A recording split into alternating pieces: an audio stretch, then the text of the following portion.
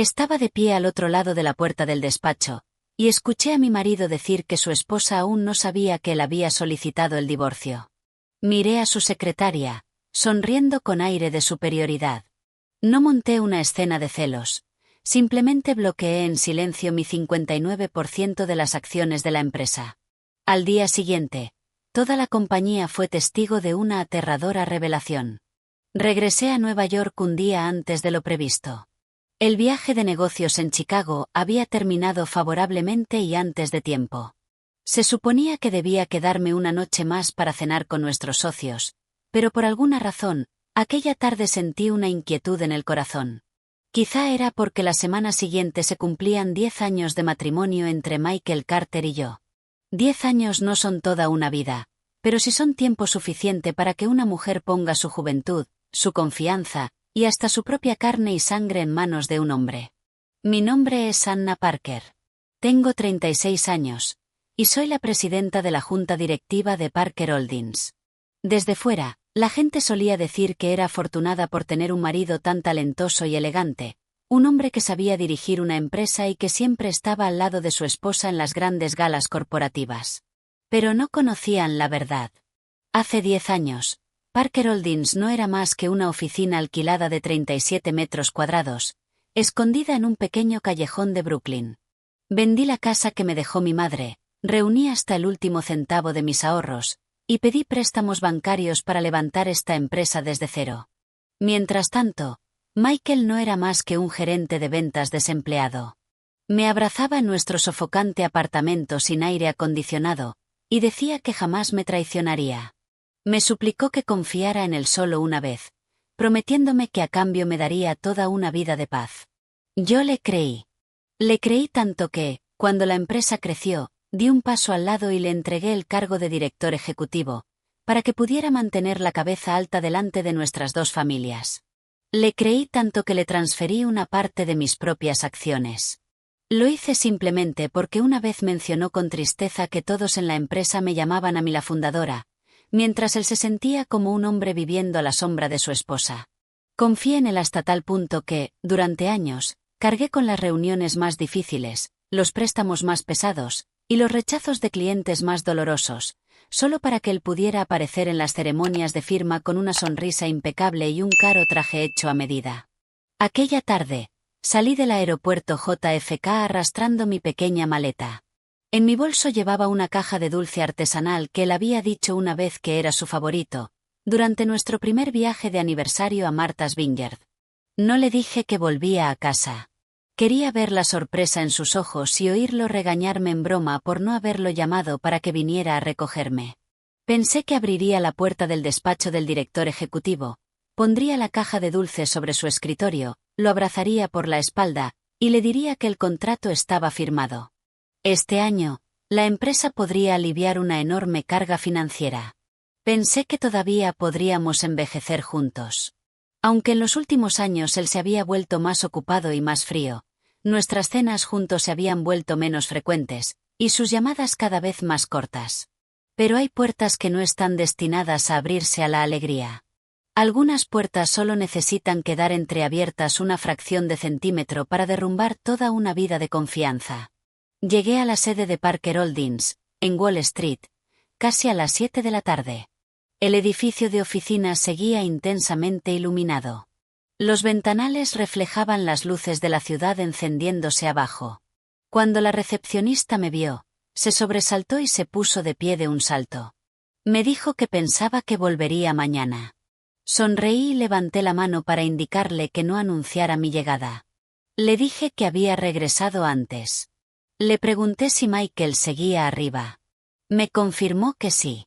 Dijo que el señor Carter y Chloe Smith seguían en el despacho del director ejecutivo. Al oír el nombre de Chloe, me detuve ligeramente. Era la secretaria personal de Michael, que se había incorporado a la empresa hacía 3 años. Era joven, hermosa y diplomática. Siempre llevaba blusas blancas perfectamente ajustadas, y hablaba con una voz suave como el agua. No me caía bien, pero nunca le había hecho la vida difícil. Siempre me decía a mí misma que una empresaria no debía mostrarse mezquina con la secretaria de su marido. Me decía que la confianza era el requisito mínimo absoluto que quedaba en un matrimonio. Tomé el ascensor hasta la planta 26. El pasillo tenía alfombras gruesas, así que el sonido de mis tacones prácticamente se disolvía en el aire.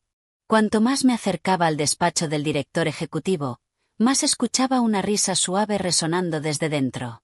La puerta no estaba completamente cerrada. Había quedado entreabierta apenas una rendija. Levanté la mano para llamar, pero se detuvo en el aire. A través de aquella estrecha abertura, vi a Michael de pie junto a su escritorio. Los dos botones superiores de su camisa estaban desabrochados, y la tela estaba apartada de manera desordenada hacia un lado. Chloe estaba de pie delante de él, demasiado cerca, con la cabeza ligeramente inclinada y sus manos pálidas ajustándole lentamente el cinturón. El movimiento era demasiado natural, demasiado íntimo, demasiado familiar. Parecía algo repetido incontables veces. Me quedé paralizada en el sitio. En ese instante, no oí el zumbido del aire acondicionado, ni el tráfico de la ciudad abajo, ni siquiera los latidos de mi propio corazón. Solo vi cómo los labios de Michael se curvaban hacia arriba. Su voz bajó de tono, perezosa y satisfecha. Le preguntó si ya había terminado, añadiendo que, si era tan lenta, alguien podría entrar. Chloe se rió, con una voz quejumbrosa y coqueta. Le preguntó si todavía tenía miedo de que los vieran, burlándose de que el director ejecutivo Carter no parecía tener miedo hacía solo un momento. Pensé que había alcanzado el límite absoluto de mi dolor. Pero la siguiente frase de Michael fue el verdadero cuchillo clavándose directamente en mi pecho. Se inclinó hacia su oído y habló muy bajo, pero el pasillo estaba en completo silencio. Cada palabra atravesó mis oídos con la claridad de un cristal rompiéndose. Le dijo que no se preocupara, que su esposa todavía no sabía que él ya había finalizado los papeles del divorcio. Se rió entre dientes, diciendo que ella todavía creía ser la señora Carter oficial, reconocida legalmente. La caja de dulces que tenía en la mano casi se me cayó al suelo. Papeles de divorcio. Él y yo nunca habíamos ido a un tribunal. Yo nunca había firmado ninguna demanda de divorcio. Según la ley estadounidense, nadie puede divorciarse en secreto de un cónyuge vivo y legalmente competente sin que se le notifique o sin comparecer ante un juez. Entonces, ¿qué eran esos papeles de divorcio? Hablaba de un documento falsificado, de una sentencia falsa para engañar a Chloe, o de alguna oscura conspiración que llevaba mucho tiempo preparando a mis espaldas. La sangre en mis venas se convirtió en hielo, gota a gota. Quise empujar la puerta y entrar hecha una furia. Quise abofetear al hombre al que una vez amé. Quise preguntarle por qué. ¿Por qué vendí mi casa para construir esta empresa con él? ¿Por qué soporté los crueles insultos de su madre por no tener un hijo? ¿Por qué pasé por alto cada vez que volvía tarde a casa oliendo a un perfume desconocido? Y aún así, al final, todo lo que recibí fue una frase diciendo que su esposa no sabía nada. Pero cuando mi mano tocó el pomo de la puerta, lo solté. No. No podía permitirme convertirme en una mujer histérica, gritando delante de una amante. Además, no podía dejar que Michael supiera cuánto había oído. Un hombre que tuvo el descaro de fingir que me amaba durante 10 años, definitivamente no solo escondía a una mujer en su despacho. Detrás de esa sonrisa elegante, sin duda había secretos mucho más sucios. Di un paso atrás, y mi espalda chocó contra la pared fría al final del pasillo. Abracé la caja de dulces contra mi pecho. Mis uñas se clavaron tan profundamente en el envoltorio que hicieron un pequeño sonido arrugado. Tenía terror de que, si bajaba la guardia aunque fuera un segundo, toda mi fuerza se estrellara contra el suelo junto con mi último gramo de dignidad. Me di la vuelta y entré en la escalera de emergencia. La pesada puerta de acero se cerró detrás de mí, aislando las risas del despacho. El espacio estaba oscuro y helado. El olor a pintura vieja, polvo y metal húmedo se mezclaba en el aire, provocándome náuseas. Me aferré al pasamanos, tratando de respirar despacio y profundamente. Las lágrimas se acumularon en mis ojos, pero me negué a dejarlas caer. ¿De qué servía llorar? ¿Acaso llorar devolvería 10 años? ¿Acaso llorar haría que ese hombre sintiera vergüenza? No. La persona que merecía quedar destruida no era yo. Saqué el teléfono y llamé a mi abogado personal. David Hayes había estado con Parker Holdings desde los días en que la empresa ni siquiera tenía departamento legal.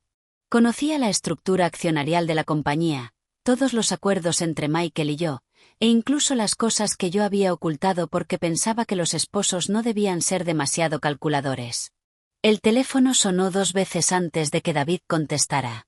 Me preguntó si ya estaba de vuelta en Nueva York. Oí mi propia voz, tan calmada que me resultó ajena. Le dije a David que necesitaba que hiciera algo por mí esa misma noche. Me dijo que hablara. Le dije que quería transferir la totalidad de mi participación de control del 59% en Parker Holdings a la estructura fiduciaria de respaldo que habíamos redactado previamente. Le dije que lo hiciera de forma discreta y legal, asegurándose de que Michael Carter no se enterara antes de que el papeleo estuviera finalizado. Al otro lado de la línea hubo silencio durante unos segundos. Me preguntó si estaba segura. Me recordó que se trataba de la participación de control de la empresa. Si activábamos ese protocolo, Michael no tendría forma de usar su autoridad ejecutiva para interferir jamás con mi capital. David dijo que sabía que algo debía haber ocurrido. Cerré los ojos. La imagen de las manos de Chloe sobre el cinturón de mi marido apareció ante mí, junto con aquella frase escalofriante. Le dije que no necesitaba preguntar. Solo necesitaba ejecutar la orden. Le ordené que enviara a un auditor para revisar todos los registros de capital corporativo, el contrato suplementario del tercer año, nuestro acuerdo posnupcial, y los derechos de firma de todas las cuentas de la empresa. Le dije que quería tenerlo todo firmemente en mis manos para la mañana siguiente. El abogado Hayes no hizo más preguntas. Simplemente dijo que se ocuparía de inmediato. Colgué el teléfono y me apoyé contra la pared. La caja de dulces seguía en mi mano, con los bordes completamente aplastados. La miré durante mucho tiempo, y luego me reí. Fue una risa seca y vacía, tan suave que apenas fue un sonido. Mis 10 años de matrimonio resultaron valer menos que una caja de recuerdos traída de un viaje de negocios. Bajé las escaleras de emergencia paso a paso. Cada pisada resonaba fríamente en el vacío completamente oscuro. Ya no era la esposa ilusionada que volvía pronto a casa para sorprender a su marido. Tampoco era ya aquella Anna Parker que creía que, mientras fuera lo bastante buena, lo bastante paciente, y se sacrificara lo suficiente, su matrimonio estaría en paz. Aquella noche, Michael Carter aún podía abrazar a Chloe en el despacho del director ejecutivo que yo había pagado para alquilar. Aún podía susurrarle que su esposa no sabía nada. Pero no sabía que la mujer a la que creía capaz de engañar toda la vida había estado justo al otro lado de esa puerta, y había oído cada palabra. Sobre todo, no sabía que el 59% de las acciones que tanto codiciaba estaba escapándose silenciosamente de sus manos. Alcé la vista hacia la pequeña ventana de la escalera. Afuera, la ciudad seguía ardiendo en luces. Los coches seguían corriendo por las calles mojadas e iluminadas. Nueva York nunca se ha detenido por el dolor de una sola persona. Por eso, yo tampoco podía detenerme. Mañana regresaría a la empresa, no para preguntarle por qué, sino para hacerle saber que traicionar a la mujer que lo elevó hasta las nubes fue el error más idiota de su vida. A la mañana siguiente, me puse el traje negro que Michael dijo una vez que me hacía parecer demasiado intimidante. Me quedé largo rato frente al espejo, mirando a la mujer reflejada. Sus ojos estaban ligeramente rojos, pero su rostro no mostraba ni un solo rastro de debilidad. Apenas dormí la noche anterior. El abogado Hayes me envió cada documento escaneado, cada confirmación de transferencia, y cada autorización de firma revocada. Para las 7 de la mañana, mi participación accionarial del 59% había quedado colocada dentro de un mecanismo de protección que Michael no podía tocar. Él todavía creía estar sentado en un trono dentro de mi empresa. No sabía que los cimientos bajo sus pies ya habían comenzado a resquebrajarse. Llegué a Parker Holdings exactamente a las 9 de la mañana. La recepcionista me vio y se apresuró a ponerse de pie. Nerviosa, dijo que pensaba que yo solo tenía reuniones programadas para hoy. Dejé mi bolso de diseñador sobre el mostrador, con la voz perfectamente calmada. Le dije, no, he venido a ver al director ejecutivo Carter. Su rostro se puso pálido al instante. Sabía que toda la empresa pensaba que yo seguía en Chicago. Era muy probable. Algunas personas se habían acostumbrado demasiado a ver a Chloe entrar en el despacho de Michael fuera del horario laboral, así que, cuando me vieron aparecer de repente, entraron en pánico incluso más que los propios culpables. No hice más preguntas y entré directamente en el ascensor. Las puertas de acero reflejaban mi rostro, frío y desconocido. En el pasado, cada vez que entraba en la empresa, siempre sentía que volvía a casa. Hoy, sin embargo, me sentía como una propietaria regresando para limpiar una casa contaminada por intrusos. La puerta del despacho del director ejecutivo estaba completamente cerrada. No llamé. Empujé la puerta de par en par. La escena ante mis ojos no me impactó como la noche anterior, pero aún así fue suficiente para revolverme el estómago. Chloe estaba sentada en el reposabrazos de la silla de Michael, sosteniendo una taza de café justo frente a sus labios. Michael estaba reclinado en su silla, sonriendo con una ternura increíble. Era un tipo de sonrisa que hacía muchísimo tiempo que no le veía dedicarme a mí. Al oír abrirse la puerta, ambos giraron la cabeza de golpe. La taza de café en la mano de Chloe se sacudió, derramando líquido oscuro por toda la costosa alfombra. Michael se levantó de un salto, con el rostro completamente sin color. Tartamudeó, preguntando por qué había vuelto. Lo miré, y luego desvié la mirada hacia Chloe. Ella se bajó rápidamente del reposabrazos, se acomodó la blusa, y sus labios temblaron sin formar una sola palabra. Entré y coloqué mi bolso sobre su escritorio. El sonido del cuero golpeando la madera resonó con dureza. Le pregunté qué pasaba. ¿Acaso necesitaba avisar con antelación para volver a mi propia empresa? Michael forzó una sonrisa, pero la comisura de su boca temblaba sin control. Dijo que no se refería a eso. Que simplemente estaba sorprendido. Me preguntó si estaba cansada del viaje y por qué no lo había llamado para que me recogiera. Acerqué una silla frente a él y crucé lentamente las piernas. Desde aquel ángulo, podía ver la placa con el nombre de Michael Carter, director ejecutivo, colocada cuidadosamente sobre el escritorio. Yo misma había mandado hacer esa placa a medida para el año en que la empresa se trasladó a este edificio. En aquel entonces, pensaba que su gloria también era mi gloria. Ahora, al mirarla, solo me parecía ridícula. Chloe se estremeció de terror. Le dije que me preparara una taza de café.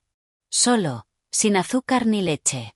Ella miró a Michael, suplicando ayuda. Michael dio inmediatamente un paso adelante, intentando actuar como mediador. Dijo que debía de estar cansada del viaje, y ofreció llamar a otra asistente para hacerlo. Levanté la mirada y lo fulminé con los ojos. Le pregunté si mis palabras ya no tenían peso en esta empresa. Toda la habitación quedó en completo silencio. Michael tragó saliva con dificultad. Sabía muy bien que, cuanto más calmada estaba yo, más grave se había vuelto la situación. Finalmente, se giró hacia Chloe y bajó mucho la voz, diciéndole que fuera a preparar el café. Chloe mantuvo la cabeza agachada y salió. Pero antes de cerrar la puerta, vi que en sus ojos no solo había miedo, sino también un profundo resentimiento. Una secretaria mimada durante demasiado tiempo realmente empezó a creer que era la señora de la casa. Por desgracia para ella, había entrado en la casa equivocada. En cuanto la puerta hizo clic al cerrarse, Michael rodeó inmediatamente el escritorio e intentó tomarme la mano. Me suplicó que escuchara su explicación, diciendo que las cosas no eran lo que yo pensaba. Dijo que Chloe solo era. Retiré la mano antes de que pudiera tocarme. Dije que solo era una secretaria tan entregada que se sentaba en su reposabrazos y le daba café en la boca. Su rostro se tensó. Me dijo que no hablara con tanta dureza. Dijo que era un hombre, y que en el mundo real a veces había relaciones sociales. Terminé su frase. Relaciones sociales hasta el punto de presentar papeles de divorcio falsos a espaldas de su esposa. En el momento en que esas palabras cayeron, hasta la última gota de sangre desapareció del rostro de Michael. Me miró inexpresivo, con los ojos muy abiertos, como si alguien lo estuviera estrangulando. En esa fracción de segundo, supe que había acertado. Si fuera realmente inocente, se habría enfadado. Pero en ese momento, solo estaba aterrado. Me preguntó quién estaba difundiendo mentiras tan crueles. Sonreí. Le pregunté si importaba quién lo había dicho, o si importaba si era verdad. Retrocedió medio paso, con la mano aferrándose inconscientemente al borde del escritorio. Lo negó, diciendo que no existía tal cosa.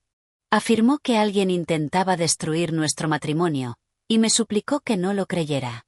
Me levanté y caminé hasta el gran ventanal que había detrás de él. Abajo, la ciudad seguía moviéndose con una prisa frenética. Yo había estado justo allí con él el día en que la empresa inauguró su nueva sede. Él me había rodeado los hombros con el brazo y había dicho que todo lo que teníamos hoy era la prueba de nuestro amor.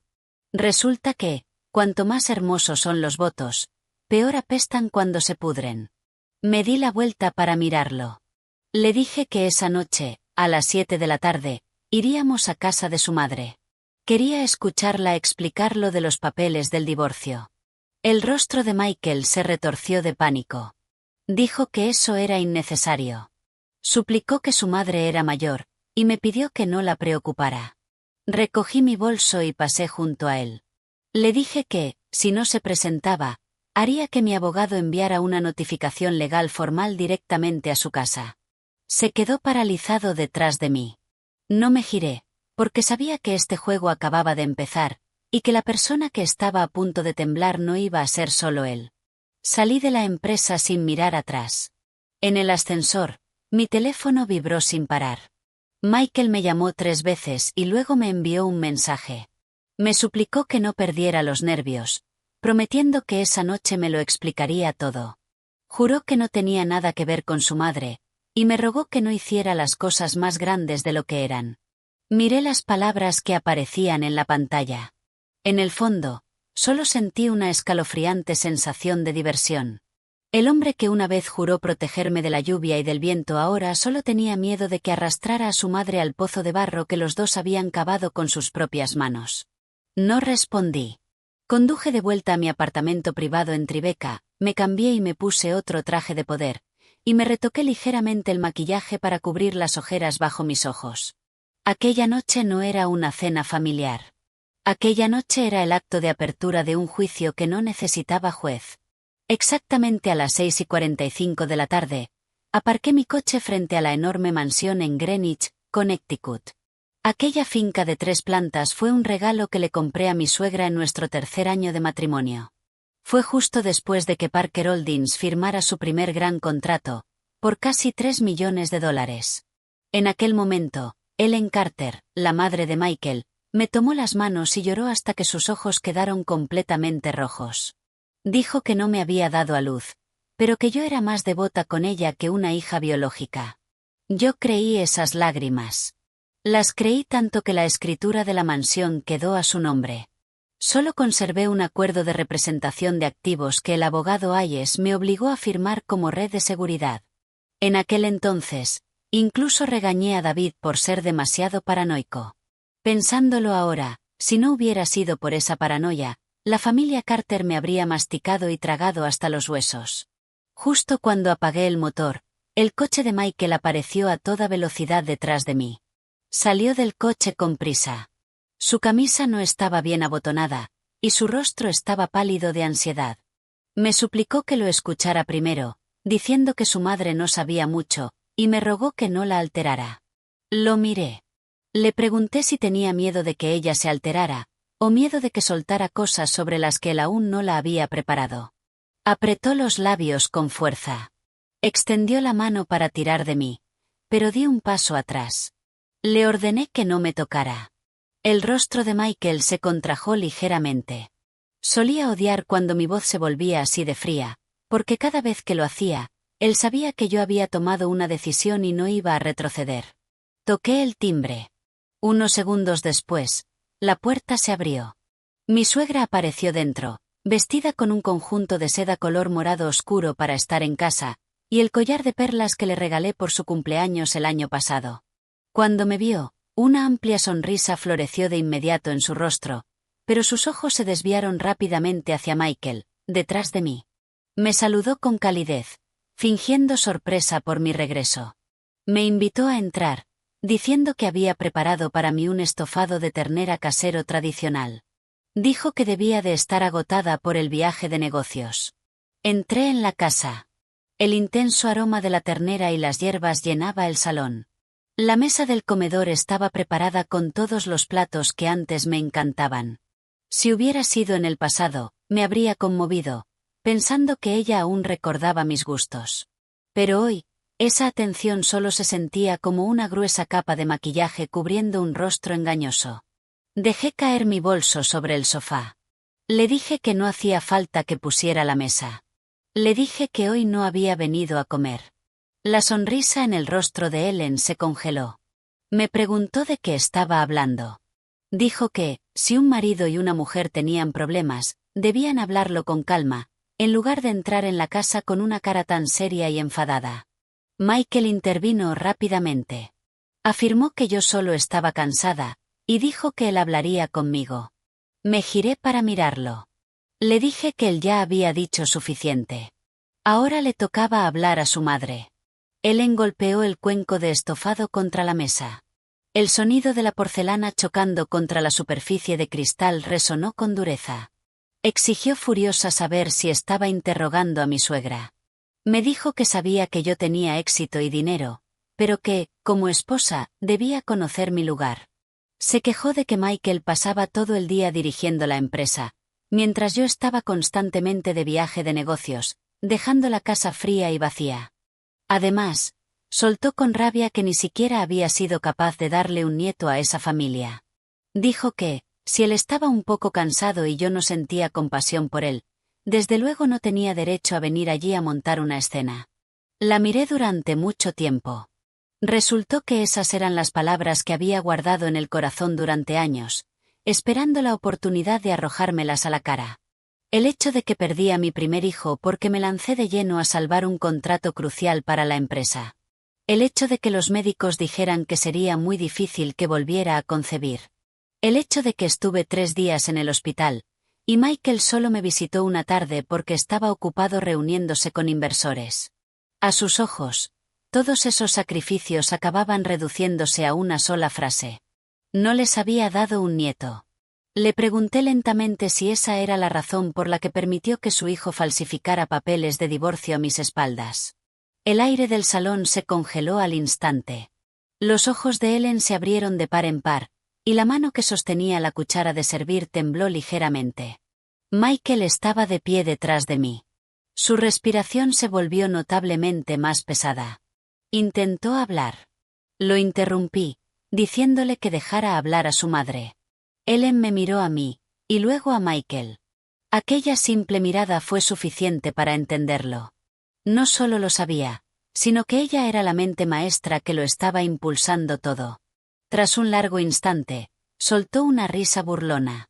Dijo agresivamente que sí, que lo sabía. ¿Y qué? Dijo que, ya que me había enterado, sería directa. Afirmó que la familia Carter no podía permitir que su linaje terminara. Me dijo que, si yo no podía tener hijos, debía conocer mi lugar y hacerme a un lado. Argumentó que Michael aún era joven y necesitaba un hijo que continuara su legado. Me acusó de acaparar el título de presidenta, el dinero y la empresa, pero de no haberle dado un verdadero hogar.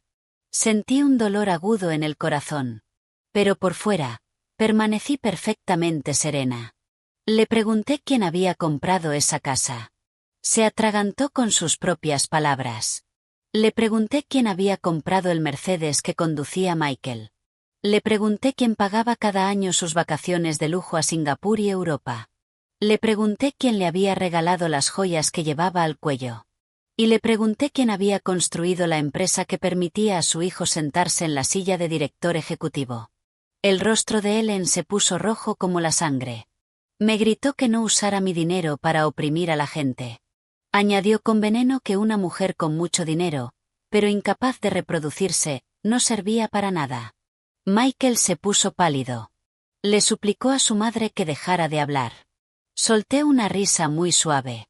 No, le dije. Déjala seguir hablando. Cuanto más hable, menos culpable me sentiré. Abrí mi bolso, saqué el teléfono, llamé al abogado Hayes, y puse el altavoz. Dije, David, a partir de esta noche, audita todos los bienes que puse a nombre de Ellen Carter. Esta finca en Greenwich, el Mercedes, las 2 cuentas fiduciarias a su nombre financiadas desde mis cuentas personales. Prepara la documentación para recuperar todo según el acuerdo de representación de activos. La voz del abogado Hayes resonó con claridad. Dijo que sí. Que la documentación ya estaba preparada. Me aseguró que, en cuanto diera la confirmación, su equipo enviaría las notificaciones legales a primera hora de la mañana siguiente. El cuenco de estofado que Ellen tenía en la mano cayó al suelo, rompiéndose en pedazos. Michael me miró como si estuviera viendo a una completa desconocida. Me preguntó si estaba loca, recordándome que ella era su madre. Lo miré directamente a los ojos, y le recordé que yo solía ser su esposa. En el momento en que mis palabras se apagaron, el enorme salón quedó en completo silencio. Los fragmentos de porcelana yacían a los pies de mi suegra. El estofado de ternera se extendía sobre el suelo de piedra pulida como una mancha que jamás podría limpiarse. Ellen me fulminó con la mirada, con los labios temblando de rabia. Sin embargo, por primera vez en nuestros 10 años como familia, no encontró de inmediato una sola palabra con la que maldecirme. Michael estaba de pie entre ella y yo. Su rostro estaba pálido como un fantasma, y sus ojos estaban llenos de una mezcla de pánico y furia. Me suplicó que no llevara demasiado lejos nuestros problemas matrimoniales. Admitió que se había equivocado y dijo que asumiría su responsabilidad, pero me advirtió que, si tocaba a su madre, estaría quemando para siempre el puente entre nosotros. Lo miré y me reí instintivamente. Le pregunté si de verdad creía que quedaba algún puente por quemar después de oírlo decirle a su secretaria que su esposa no sabía lo del divorcio. Mi suegra se giró de inmediato hacia Michael, con los ojos afilados como dagas. Chilló, preguntando si de verdad había dejado que yo oyera eso. Solo esa frase bastó para confirmarlo todo. No necesitaba más pruebas de sus bocas, pero aún así quería ver con qué violencia se retorcerían antes de hundirse. Michael apretó los dientes y le dijo a su madre que se callara. Ellen parecía como si acabaran de darle una bofetada. Gritó, preguntándole cómo se atrevía a alzarle la voz a su madre por esa mujer. Me senté lentamente en el sofá, saqué una carpeta fina de mi bolso, y la coloqué sobre la mesa de centro. La carpeta era negra, contenía solo unas pocas hojas de papel, pero yo sabía que su peso era suficiente para aplastar toda la confianza de Michael. Le dije que, antes de que los dos siguieran representando su tragedia de madre e hijo, quería que mirara eso. Michael miró fijamente la carpeta. Sus manos temblaban ligeramente, pero aún así intentó aparentar calma. Preguntó qué nuevo truco era ese. Le dije que la abriera y lo viera por sí mismo. Recogió el expediente. Cuando vio el texto de la primera página, su expresión cambió al instante. Era el acuerdo suplementario de capital que habíamos firmado en nuestro 3er año de matrimonio. Fue la vez en que le transferí un 11% adicional de mis acciones para que se viera mejor ante nuestros socios comerciales. En aquel momento, el abogado Hayes había insistido en incluir una cláusula de protección. La cláusula establecía que, si el matrimonio se disolvía por faltas graves de su parte, incluyendo adulterio, falsificación de documentos, o transferencia ilegal de bienes compartidos, las acciones regaladas serían revocadas automáticamente. Mientras Michael leía, el sudor le corría por la frente. Murmuró que era imposible, asegurando que no recordaba haber firmado eso. Respondí con calma que no lo recordaba porque aquel día estaba demasiado eufórico por recibir más acciones. Estaba demasiado ocupado presumiendo ante sus amigos de que ya no era solo un empleado trabajando para su esposa. Ni siquiera se molestó en leer cuidadosamente lo que firmaba. Levantó la cabeza de golpe, con los ojos inyectados en sangre. Me acusó de haberle tendido una trampa. Me puse de pie y lo miré directamente a los ojos. Le dije que me estaba protegiendo. Lo único que lo atrapó fue su propia codicia. Ellen le arrebató los papeles de las manos a su hijo, pero no pudo comprender del todo la jerga legal ni las cifras. Señaló mi rostro con un dedo tembloroso, llamándome malvada. Me acusó de haber calculado contra su familia desde el principio.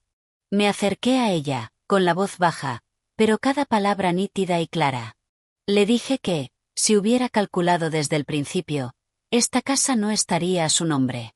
Si hubiera sido malvada desde el principio, su hijo no habría ocupado la silla de director ejecutivo todos estos años. Si me faltara siquiera una pizca de decencia, esta noche habría traído a la policía aquí, en lugar de limitarme a llamar a mi abogado. De repente, Michael se abalanzó hacia adelante y me agarró la muñeca. Me suplicó que escuchara. Afirmó que los papeles falsos de divorcio habían sido idea de su madre, que lo había presionado. Juró que Chloe solo había sido un momento de debilidad. Prometió que nunca quiso dejarme de verdad. Tartamudeó que solo estaba bajo presión por el problema del bebé, presionado por su madre y estresado por la empresa. Me rogó que le perdonara esta vez. Prometió despedir a Chloe de inmediato. Prometió volver a casa conmigo para que pudiéramos empezar de nuevo. Miré su mano agarrando mi muñeca. Esa era la mano que había secado mis lágrimas después de mi aborto espontáneo.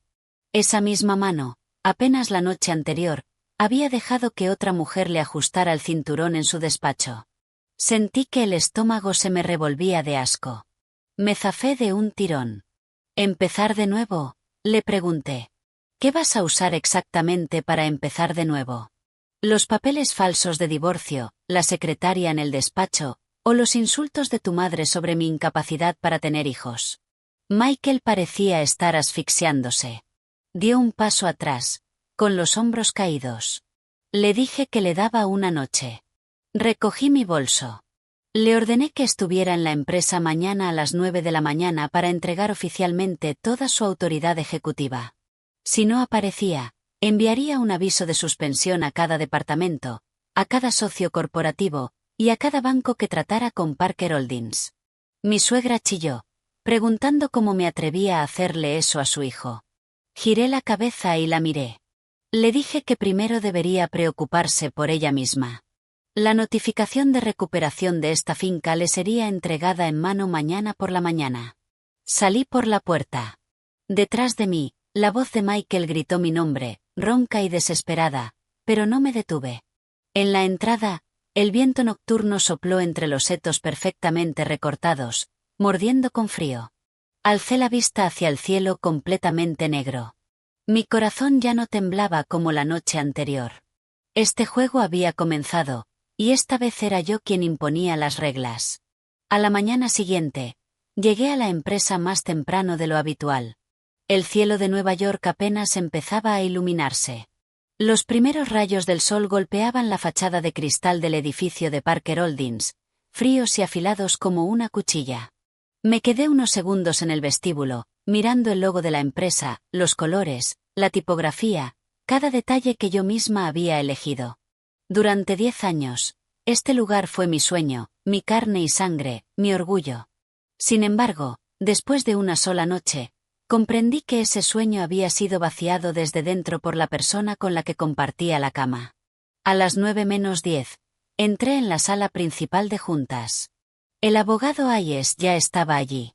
A su lado estaban la directora legal, la directora de recursos humanos, y 2 miembros leales de la junta. Todos guardaban silencio. Sobre la mesa, frente a mí, estaban la resolución para suspender a Michael Carter de sus funciones como director ejecutivo, el protocolo para revocar sus derechos de firma, y una lista de cuentas bancarias corporativas que debían congelarse de inmediato. Coloqué la mano sobre el montón de expedientes. El papel frío contra mi palma me hizo sentir una serenidad extraña. Exactamente a las 9 de la mañana, las puertas de la sala de juntas se abrieron. Michael entró. Llevaba un traje azul marino oscuro que yo le había comprado durante un viaje a Chicago. Su cabello estaba perfectamente peinado, y su rostro intentaba proyectar calma, pero sus ojos enrojecidos y las bolsas oscuras bajo ellos lo traicionaban por completo. Justo detrás de él estaba Chloe. Ella no tenía nada que hacer allí. Pero claramente Michael quería usarla como escudo, o tal vez como una última provocación. La miré y declaré que, desde esa mañana, las reuniones de la Junta Ejecutiva quedaban prohibidas para secretarias personales. Le ordené que saliera. Chloe se tensó, con los labios rojos apretados con fuerza. Dijo con desafío que era la secretaria del señor Carter y que tenía el deber de tomar acta. La interrumpí. Le dije que, desde ese preciso momento, ya no era secretaria de nadie en esta empresa. Toda la sala quedó en silencio. Michael golpeó la mesa con la mano. Me dijo que no cruzara la línea. Dijo que nuestros problemas personales no tenían nada que ver con los negocios. Deslicé la resolución de suspensión por la mesa hacia él. Le dije que la leyera antes de hablar de negocios. La recogió. Tras apenas unas líneas, su rostro se volvió gris ceniza. Leyó en voz alta las palabras suspensión de funciones, revocación de autoridad ejecutiva. Exigió saber con qué derecho hacía yo eso. Lo miré durante mucho tiempo y luego respondí despacio. Le dije que lo hacía en mi calidad de accionista fundadora, presidenta de la Junta, y entidad legal de control de Parker Holdings. Soltó una risa seca y temblorosa. Me preguntó si había olvidado que él también tenía acciones. Me dijo que no era un empleado de nivel medio al que pudiera despedir por capricho. El abogado Hayes colocó otro expediente sobre la mesa, con la voz alta y clara. Se dirigió a Michael, afirmando que, según el acuerdo suplementario de capital firmado el 18 de mayo de aquel año, las acciones regaladas por la señorita Parker a él serían revocadas si se producía una conducta matrimonial grave que dañara los intereses de la empresa. Hayes declaró: ya tenemos pruebas preliminares de una relación ilícita en el lugar de trabajo, uso indebido de activos de la empresa, y sospecha de transferencias fraudulentas de bienes. Michael giró la cabeza de golpe hacia David. Le gritó que se callara, diciendo que solo era mi abogado y que no tenía derecho a juzgarlo. Coloqué mi teléfono sobre la mesa y reproduje la grabación de audio de la noche anterior. La voz de mi suegra resonó con dureza en la sala de juntas. La familia Carter no puede permitir que su linaje termine. Si no puedes tener hijos, debes conocer tu lugar y hacerte a un lado. Después se oyó a Michael tartamudeando, y a Ellen admitiendo que sabía lo de los papeles falsos de divorcio. El rostro de Michael pasó del blanco al gris. Chloe estaba cerca de la puerta, con pánico en los ojos, sin saber si dar un paso adelante o salir corriendo. Apagué la grabación.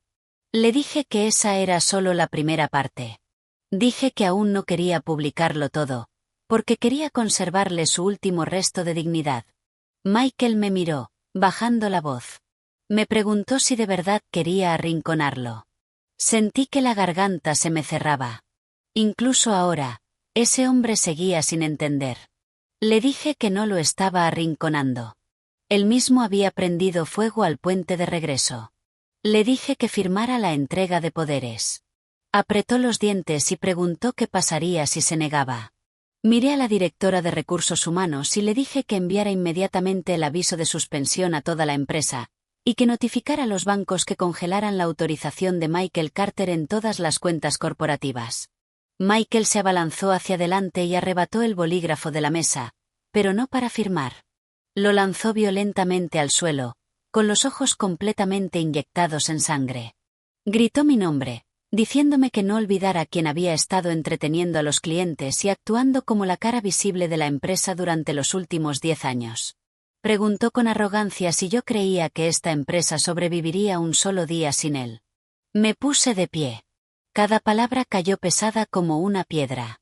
Le dije que, sin mí, hace 10 años él seguiría siendo un perdedor desempleado. Esa frase lo golpeó como un impacto físico. Se quedó congelado en el sitio. Chloe miró al suelo, avergonzada. Yo no estaba disfrutando. Solo sentía una profunda tristeza. Me entristecía porque, hasta ese último momento, lo que lamentaba perder no era a mí, sino el trono que estaba a punto de perder. Finalmente, Michael firmó. Le temblaba tanto la mano que su firma quedó completamente deformada. Cuando dejó el bolígrafo, supe que su poder dentro de Parker Holdings se había derrumbado oficialmente. Pero justo en ese momento, el teléfono del abogado Hayes vibró. Miró la pantalla, y su rostro se volvió increíblemente serio. Se acercó a mi oído y susurró. Dijo: el equipo de auditoría interna acaba de descubrir 3 contratos de suministro con indicios de malversación. La cantidad es enorme, posiblemente superior a $1.200.000. Apreté los puños. Resultó que la aventura solo era el polvo sobre la superficie de la mesa. La verdadera podredumbre estaba mucho, mucho más abajo. Miré a David. En esa fracción de segundo, todo el ruido de fondo de la sala de juntas pareció desvanecerse. $1.200.000.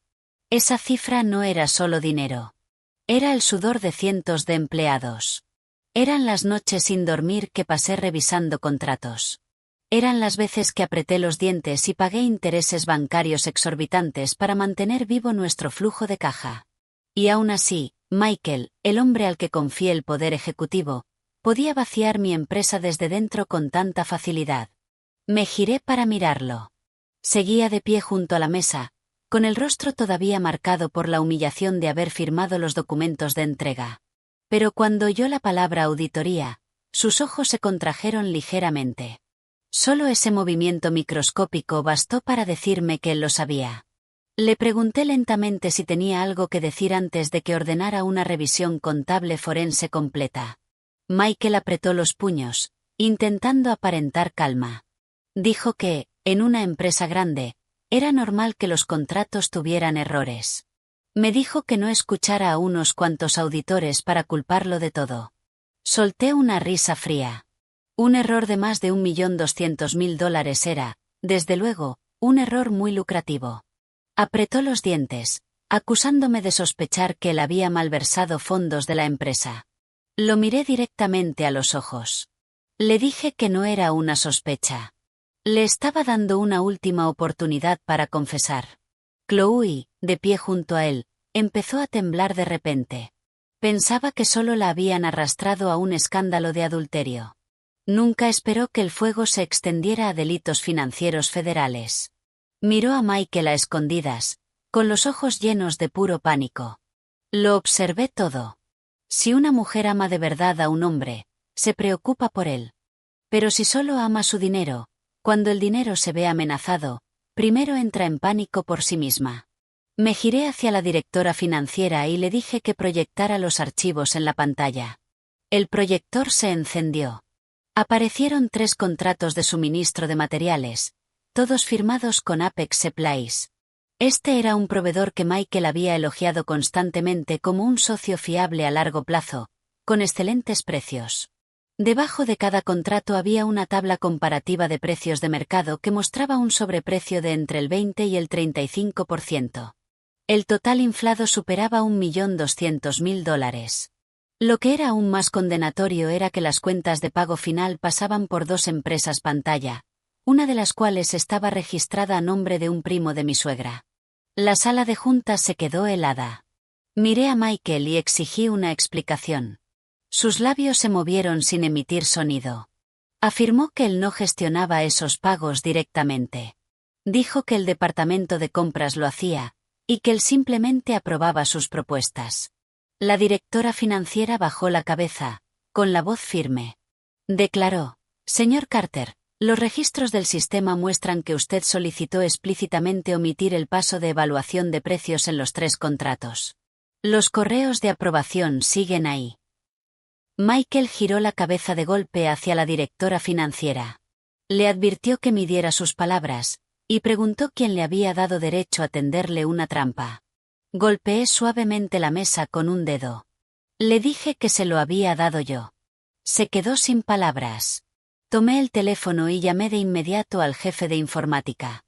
Le ordené bloquear todo el acceso a la red de Michael Carter, Chloe Smith y 3 empleados relacionados del departamento de compras.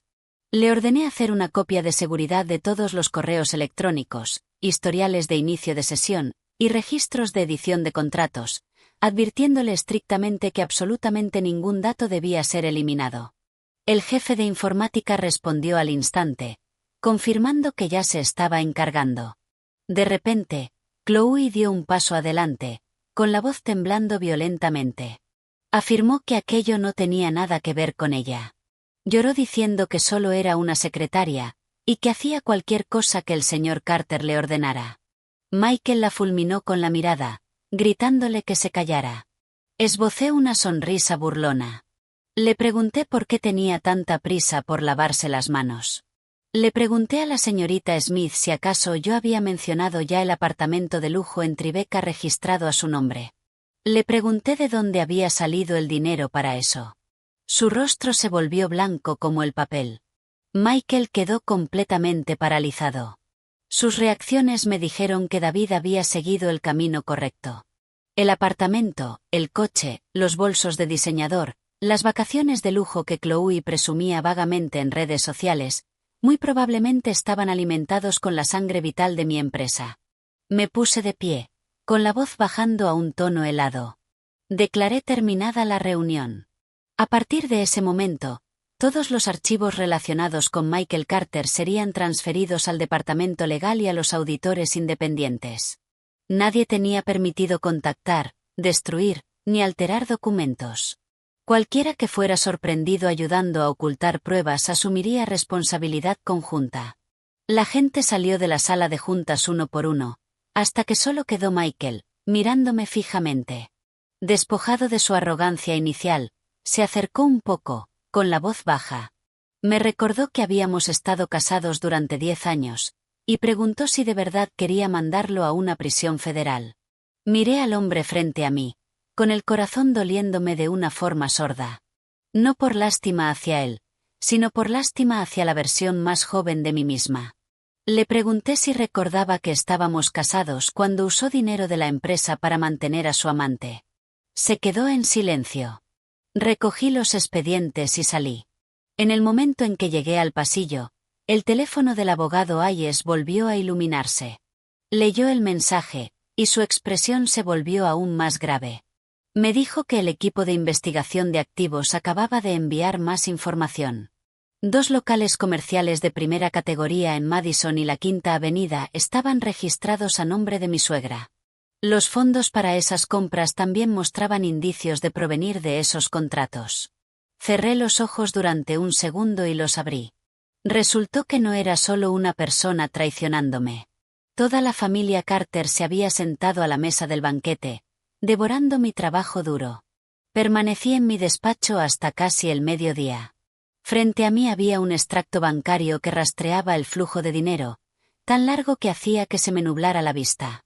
Los números fríos se enlazaban unos con otros como cuchillos cortando mi autoestima. 3 contratos sucios, 2 empresas pantalla, una cuenta personal perteneciente al primo de Ellen. Y, al final, el dinero fluía hacia 2 locales comerciales de primera categoría en Manhattan. Uno de los espacios estaba alquilado a una marca de cosmética de alta gama, el otro a una joyería de lujo. El valor total estimado era de casi $1.600.000. Ese $1.600.000 ya no estaba solo sobre el papel. Se había transformado en bienes raíces, en ingresos mensuales por alquiler, en las vacaciones europeas y los bolsos de diseñador que Ellen presumía ante sus amigas de la alta sociedad. Le pregunté a David si teníamos base suficiente para congelarlos. Colocó otra pila de documentos frente a mí. Explicó que, si solo dependíamos del flujo de dinero, necesitaríamos más verificación. Sin embargo, el primo de Ellen había firmado un acuerdo de préstamo personal con Michael exactamente cuando se transfirió el dinero. El préstamo tenía 0 intereses, no tenía fecha límite de devolución, y posteriormente fue usado como pago inicial para los 2 locales. David dijo que aquello era una señal de manual de ocultación fraudulenta de activos. Solté una risa amarga. La familia Carter había construido literalmente todo un sindicato de lavado de dinero. David permaneció en silencio unos segundos. Luego me dijo que, si llevábamos esto hasta el final, ya no sería una disputa civil de divorcio. Se convertiría en un caso federal de delitos financieros de cuello blanco. Me preguntó si aún quería darle a Michael la oportunidad de restituir el dinero por su cuenta. Miré por el ventanal. Afuera, nubes gris oscuro presionaban baja sobre la ciudad. Durante los últimos 10 años, le había dado demasiadas oportunidades, tantas que llegó a pensar que mi perdón no tenía fondo. Dije que no. Quería que él viera personalmente cómo le arrancaban cada capa de su piel falsa. Aquella tarde, hice que mi chofer me llevara a la joyería de la Quinta Avenida. Los escaparates brillaban, el rótulo dorado gritaba lujo, y clientes adinerados entraban y salían sin parar. Me quedé al otro lado de la calle observando durante mucho tiempo, y luego llamé a Ellen. Contestó muy rápido, con la voz todavía ahogada por la rabia. Exigió saber qué más quería, gritando que ya había despojado a su hijo de su trabajo, y preguntó si quería llevarlos a la muerte. Respondí con calma que estaba frente a la joyería de la Quinta Avenida. Le pregunté si quería salir y mirar sus bienes por última vez. Al otro lado de la línea reinó un silencio absoluto, salvo por una respiración pesada y rasposa. Un momento después, gruñó, preguntando qué tonterías estaba diciendo. Me recordó que la tienda estaba a nombre de Robert, su primo. Le pregunté si había olvidado que el dinero para comprarla había pasado por 3 contratos de suministro de Parker Holdings. Le pregunté si de verdad creía que Robert cargaría con un fraude electrónico federal y lavado de dinero solo para protegerla a ella y a su hijo. Ellen chilló, preguntando cómo me atrevía a investigarla. Miré mi reflejo en el cristal del escaparate. Le dije que no la estaba investigando. Simplemente estaba rastreando mi propio dinero. Colgó. 15 minutos después, Michael llamó. Miré su nombre en la pantalla y dejé sonar el teléfono hasta el último segundo antes de contestar. Exigió saber qué le estaba haciendo a su madre. Su voz sonaba increíblemente tensa. Probablemente acababa de gritarle a ella. Le dije que todavía no había hecho nada. Solo le había hecho saber que esos locales de primera categoría no estaban tan limpios como ella pensaba. Me suplicó que le dijera cuánto quería, prometiendo devolverlo, y me rogó que dejara a su madre fuera de esto. Me reí en voz alta. Le pregunté con qué pensaba devolverme el dinero. Había perdido su silla de director ejecutivo, y las acciones que le regalé estaban a punto de ser recuperadas. Le pregunté si pensaba vender el apartamento que le compró a Chloe. Se quedó completamente en silencio. Ese silencio fue una confesión en sí mismo. Presioné más, preguntándole si ella sabía de dónde venía el dinero para ese apartamento. Me suplicó que no tocara a Chloe, afirmando que ella no sabía nada. Incluso ahora, seguía defendiéndola. Mi corazón, que creía completamente entumecido, todavía ardió con un dolor agudo y agonizante. Le pregunté qué sabía yo cuando tomó dinero de la empresa para mantener a su amante.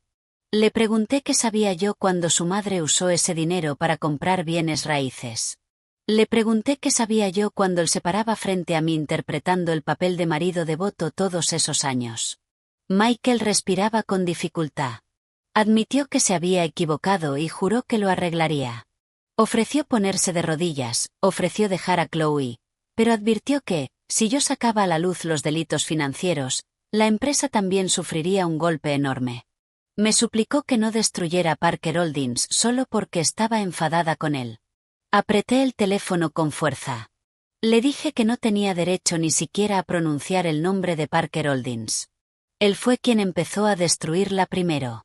Colgué. Inmediatamente después, el abogado Hayes envió un nuevo mensaje de texto. Chloe Smith acababa de retirar una gran suma de dinero en efectivo de su cuenta personal, y había reservado un vuelo a Boston para esa noche. Miré el mensaje, con las comisuras de la boca volviéndose heladas. La primera rata había olido el humo y estaba intentando escabullirse del nido. Le respondí a David, indicándole a su equipo que asegurara todas las pruebas relacionadas con ella. Esa noche, quería encontrarme con Chloe antes de que pudiera desaparecer. No fui al aeropuerto de inmediato.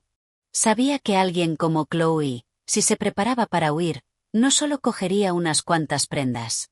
Volvería primero a su apartamento para empacar documentos, dinero en efectivo, joyas, y todas las cosas sucias que Michael le había comprado. Ordené al chofer que fuera directamente al apartamento de lujo en Tribeca. Todo el edificio brillaba en la noche, con un aspecto tan lujoso que resultaba frío. Era un lugar donde una vez había considerado comprar una pequeña unidad para que mi propia madre se jubilara.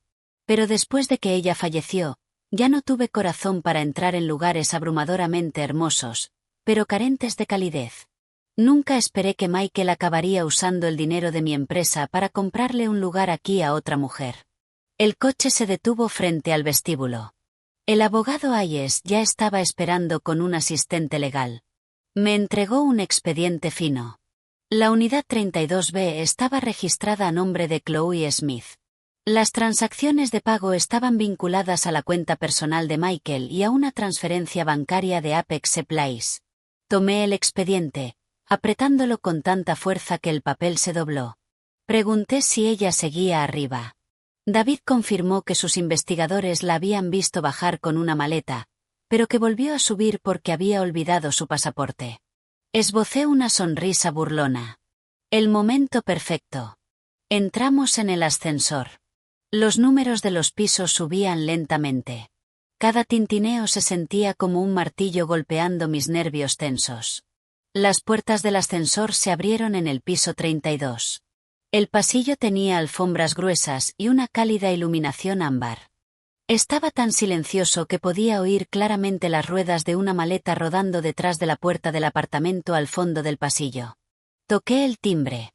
El silencio quedó suspendido dentro durante unos segundos antes de que la voz extremadamente cautelosa de Chloe preguntara quién era.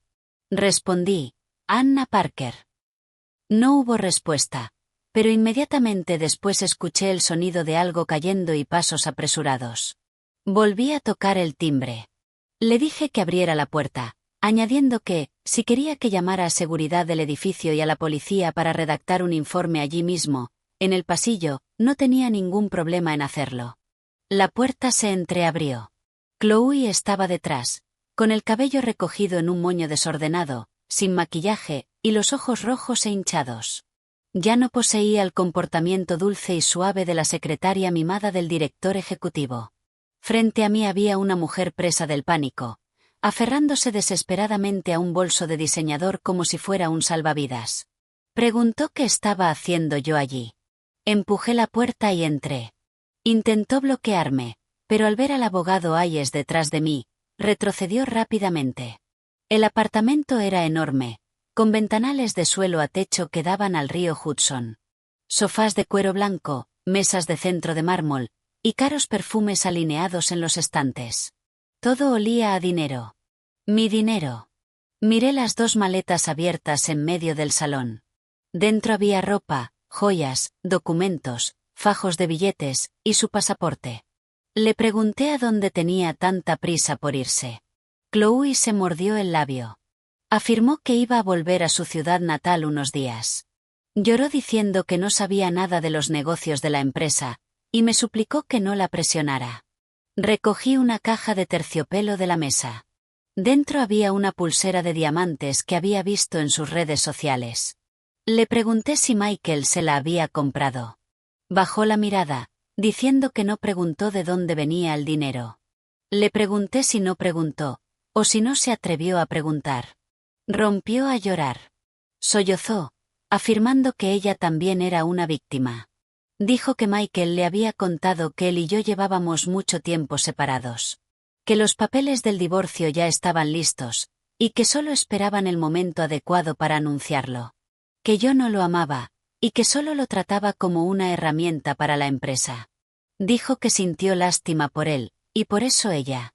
La fulminé con una mirada fría. Le pregunté si sintió lástima por él hasta el punto de aceptar un apartamento de varios millones, coches, bolsos de diseñador, y vacaciones de lujo. Chloe se quedó sin palabras. Sus lágrimas caían rápidamente, pero no me conmovieron en lo más mínimo. Yo ya había llorado suficiente por los tres. Justo en ese momento, su teléfono sonó. La pantalla mostraba el nombre de Michael. La miré y le ordené que contestara y pusiera el altavoz. Temblando, pulsó el botón de responder. La voz de Michael estalló al instante. Preguntó frenéticamente si ya había llegado al aeropuerto. Le ordenó que no escuchara ni una sola palabra de Anna. Le dijo que volara primero a Boston y esperara a que él lo solucionara todo antes de reunirse con ella. Le recordó explícitamente que llevara la escritura del apartamento y que no dejara que yo pusiera las manos sobre ella. El rostro de Chloe se puso completamente pálido. Saqué mi propio teléfono con calma y empecé a grabar. Al otro lado, Michael siguió hablando. Le dijo que, si alguien preguntaba, dijera que no tenía idea de dónde venía el dinero. Dijo que todo era un regalo que él le había dado voluntariamente. En cuanto a los contratos, le ordenó estrictamente que jamás mencionara los correos que él le había dicho que borrara. Miré a David, y él asintió levemente. Eso era más que suficiente. Chloe se derrumbó por completo. Gimió al teléfono. Michael, Anna está aquí. La línea quedó en silencio absoluto. Unos segundos después, colgó. Volví a colocar la caja de terciopelo sobre la mesa y miré a Chloe. Le dije que tenía dos opciones. Una, podía seguir protegiéndolo y hundirse con él. Dos, podía entregar cada correo, cada mensaje de texto, cada extracto bancario, y todo lo que sabía a mi abogado. Le dije que no prometía librarla de responsabilidad, pero que documentaríamos legalmente su cooperación. Se desplomó en el suelo, enterrando el rostro entre las manos, sollozando sin control. Mucho rato después, sacó temblorosamente un portátil de su maleta y lo colocó frente a mí. Confesó que guardaba copias de seguridad. Dijo que tenía miedo de que algún día él la abandonara, así que lo conservó todo. Miré la pantalla iluminada mientras aparecían carpetas frente a mis ojos. Apex Place 2021, hojas de precios reales, transferencias a la madre, apartamento, mensajes de texto con Michael. Cada nombre de carpeta era como otro clavo hundiéndose en el ataúd de mi matrimonio. Chloe permanecía acurrucada en el suelo, abrazándose las rodillas, con la voz completamente apagada. Juró que al principio realmente no sabía que el dinero había sido robado de la empresa. Afirmó que Michael dijo que era su bono personal y sus propios beneficios de inversión. No la miré. Dije que quizá no lo sabía cuando recibió el apartamento por primera vez, pero que lo supo después. Mantuvo la cabeza agachada. Su silencio fue su respuesta. Abrí una conversación de mensajes entre ella y Michael. En ella, Chloe había preguntado claramente, ¿es seguro que transfieras tanto dinero? Si Anna se entera, estamos muertos. Michael había respondido, ella solo se preocupa por firmar los grandes contratos. Nunca presta atención a las pequeñas facturas de suministro. No te preocupes. Leí aquello con las palmas volviéndose heladas. Resultó que, a sus ojos, mi confianza absoluta en él no era más que una brecha que podía explotar. El abogado Aye se ajustó las gafas, con un tono extremadamente serio. Declaró que esos correos demostraban que Michael había ordenado explícitamente inflar los contratos y le había dicho a Chloe que destruyera las pruebas. Además, había correos reenviados a Ellen Carter sobre la compra de los dos locales comerciales. Me giré hacia Chloe y le pregunté qué más tenía. Tembló, diciendo que eso era todo. La miré directamente a los ojos. Le dije que había guardado todo eso porque temía que Michael la dejara. Una mujer cuidadosa como ella no conservaría solo unas cuantas carpetas de fácil acceso. Le advertí que, si quería cooperar, más le valía no poner a prueba mi paciencia. Las lágrimas volvieron a caer de sus ojos. Se arrastró hasta su maleta, rebuscó bajo el forro, y sacó un neceser de maquillaje. De él extrajo una pequeña memoria USB negra. Sus manos temblaban tan violentamente que casi se le cayó. Confesó que era una grabación de audio. Dijo que una vez Michael estaba borracho y hablando con su madre en el salón. Se asustó, así que los grabó. Tomé la memoria USB. David la conectó de inmediato a su portátil secundario. Unos segundos después, la voz de Michael resonó por el apartamento de lujo que le había comprado a su amante. Sus palabras estaban ligeramente arrastradas por el alcohol, pero la intención maliciosa era cristalina. Dijo, «Mamá, no te preocupes. Anna no lo sabe. Puedo mover esos contratos. Dame 2 años más. Cuando haya desviado suficiente capital, dejaré la empresa como una cáscara vacía. Cuando nos divorciemos, por mí puede quedarse con el cadáver muerto de la compañía». La voz de Ellen intervino, fría y goteando codicia. ¿Y sus acciones? Tiene demasiadas. Eso no me deja tranquila. Michael respondió, lo estoy resolviendo. Si consigo obligarla a firmar más derechos de voto ejecutivo, podré diluirla poco a poco. Si no, sigue usando su infertilidad para romperla mentalmente. Las mujeres como ella pueden parecer fuertes por fuera, pero en el fondo están aterradas de perder a sus maridos. Me quedé completamente inmóvil. Pensé que ya había sentido la máxima cantidad de dolor, pero resultó que aún existían profundidades de agonía que no había alcanzado. Durante 10 años, no solo había estado viviendo con un marido infiel. Dormía junto a un depredador que calculaba activamente el día en que podría desangrar mi empresa y apartarme con una cáscara vacía. Antes me abrazaba en las noches en que estaba tan agotada que lloraba, diciéndome que descansara, que él estaba ahí para mí. Mientras tanto, afilaba su cuchillo en silencio a mis espaldas. Chloe rompió en fuertes sollozos. Se disculpó, admitiendo que se había equivocado, pero se quejó diciendo que ella también había sido manipulada. Dijo que le prometió casarse con ella, diciéndole que yo solo tenía el título de esposa, y afirmando que su madre ya la había aceptado. Me puse de pie y caminé justo hasta ella. Le dije que no fue manipulada por amor. Fue manipulada por la codicia. Vio que él tenía dinero, poder, casas y coches, y pensó que le había tocado el premio gordo. Ahora que estaba perdiendo, quería llamarse víctima. Se quedó allí sentada, en silencio y aturdida, sin atreverse a discutir. Ya no quería oírla llorar. Me giré hacia el abogado Hayes y le indiqué que sellara todos los datos, enviara los archivos a los auditores independientes para la mañana siguiente, y redactara la denuncia penal federal.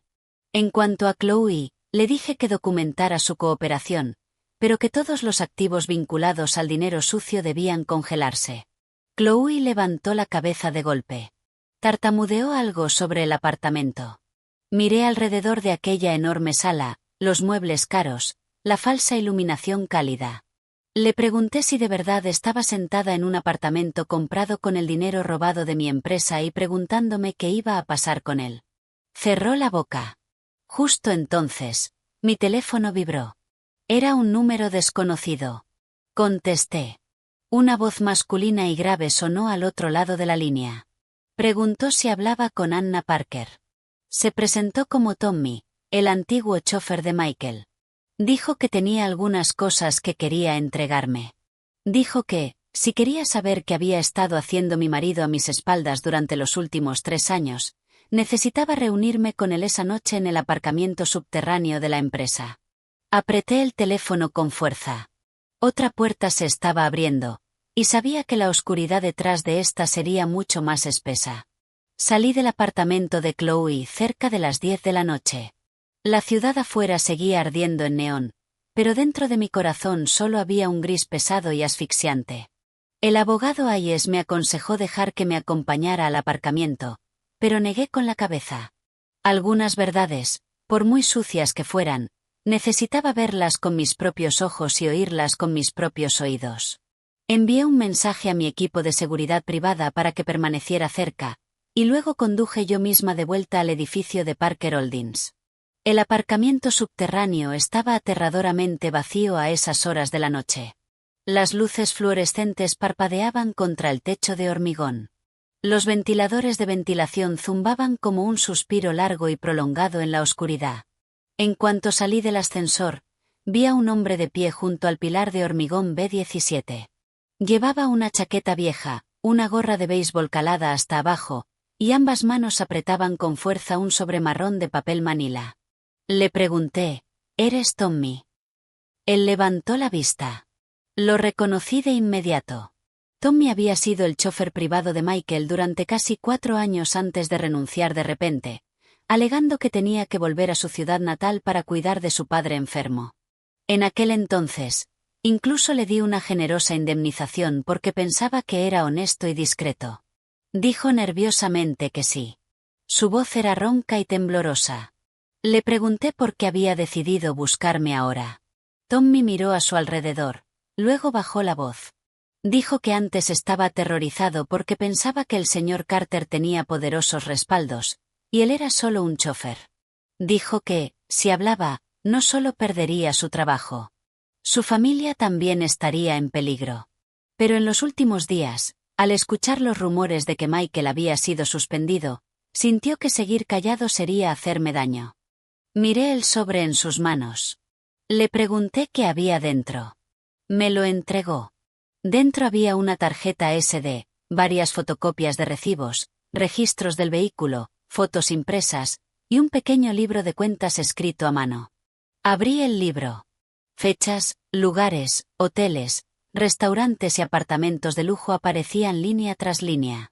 En los días en que Michael me decía que estaba atendiendo clientes en Nueva Jersey, el libro mostraba a Tommy llevándolo a él y a Chloe a un resort en los Hamptons. En las noches en que afirmaba estar en reuniones tardías con socios, Tommy documentaba que lo dejaba en el apartamento de Chloe a las 2 de la madrugada. Apreté el libro entre las manos. Aquello probaba que me engañaba, pero necesitaba más. Tommy asintió y sacó rápidamente unas cuantas fotografías. Las señaló. Dijo que, hacía 3 años, el señor Carter visitaba con frecuencia una turbia oficina de servicios legales en Queens. Tommy dijo que había escuchado conversaciones telefónicas.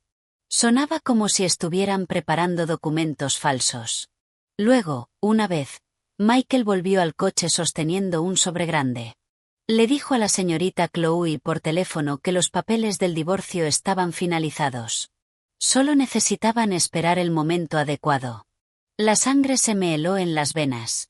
Le pregunté si había visto qué había dentro del sobre. Tommy dijo que sí. Una noche, Michael estaba borracho y dejó caer los papeles al suelo del coche. Tommy vio una fotocopia de una sentencia de divorcio con mi nombre y el suyo, pero el sello del tribunal parecía completamente falso. Tommy se asustó, así que le hizo una foto. Me mostró la imagen en su teléfono. Estaba un poco borrosa, pero lo bastante clara como para leer mi nombre, el de Michael, y ver un sello rojo del tribunal falsificado. Me reí, pero tenía la garganta amarga y seca. Resultó que el supuesto divorcio no era solo una mentira que le contó a su amante. En realidad, había pagado para falsificar documentos judiciales, intentando usar una falsa legalidad para borrarme de su vida. Tommy tragó saliva con dificultad y continuó. Dijo que había algo más, aunque no sabía si era importante. Hacía unos 6 meses, Michael se reunió varias veces con un hombre llamado Robert, el director ejecutivo de Apex Supplies. Hablaban en la parte trasera del coche, creyendo que Tommy no podía oírlos. Michael le dijo a Robert que, si alguna vez auditaban la empresa, simplemente culparían de todo al departamento de compras y a contabilidad. Michael también mencionó que había escondido una segunda serie de libros contables limpios y falsificados en una caja fuerte en casa de su madre. Levanté la cabeza de golpe. ¿Una caja fuerte en casa de Ellen? Tommy dijo que sí.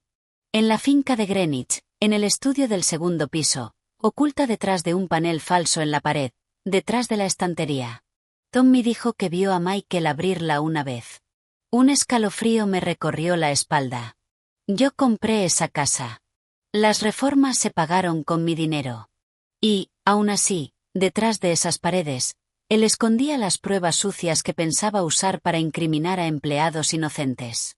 Le pregunté a Tommy cómo sabía exactamente dónde estaba. Tommy bajó la mirada, retorciéndose las manos. Confesó que Michael le había ordenado ayudar a llevar la pequeña caja fuerte de acero a la casa. Michael le dijo que, si alguien preguntaba, dijera que era solo una caja de seguridad para las joyas antiguas de Ellen. Respiré hondo, intentando mantener la voz firme. Le pregunté si estaba dispuesto a testificar en un tribunal federal. Tommy guardó silencio durante mucho tiempo. No lo presioné. En el aparcamiento vacío, el sonido del agua goteando desde una tubería del techo sobre el hormigón resonaba con fuerza. Finalmente, asintió. Dijo que sí, pero solo si yo ayudaba a proteger a su familia.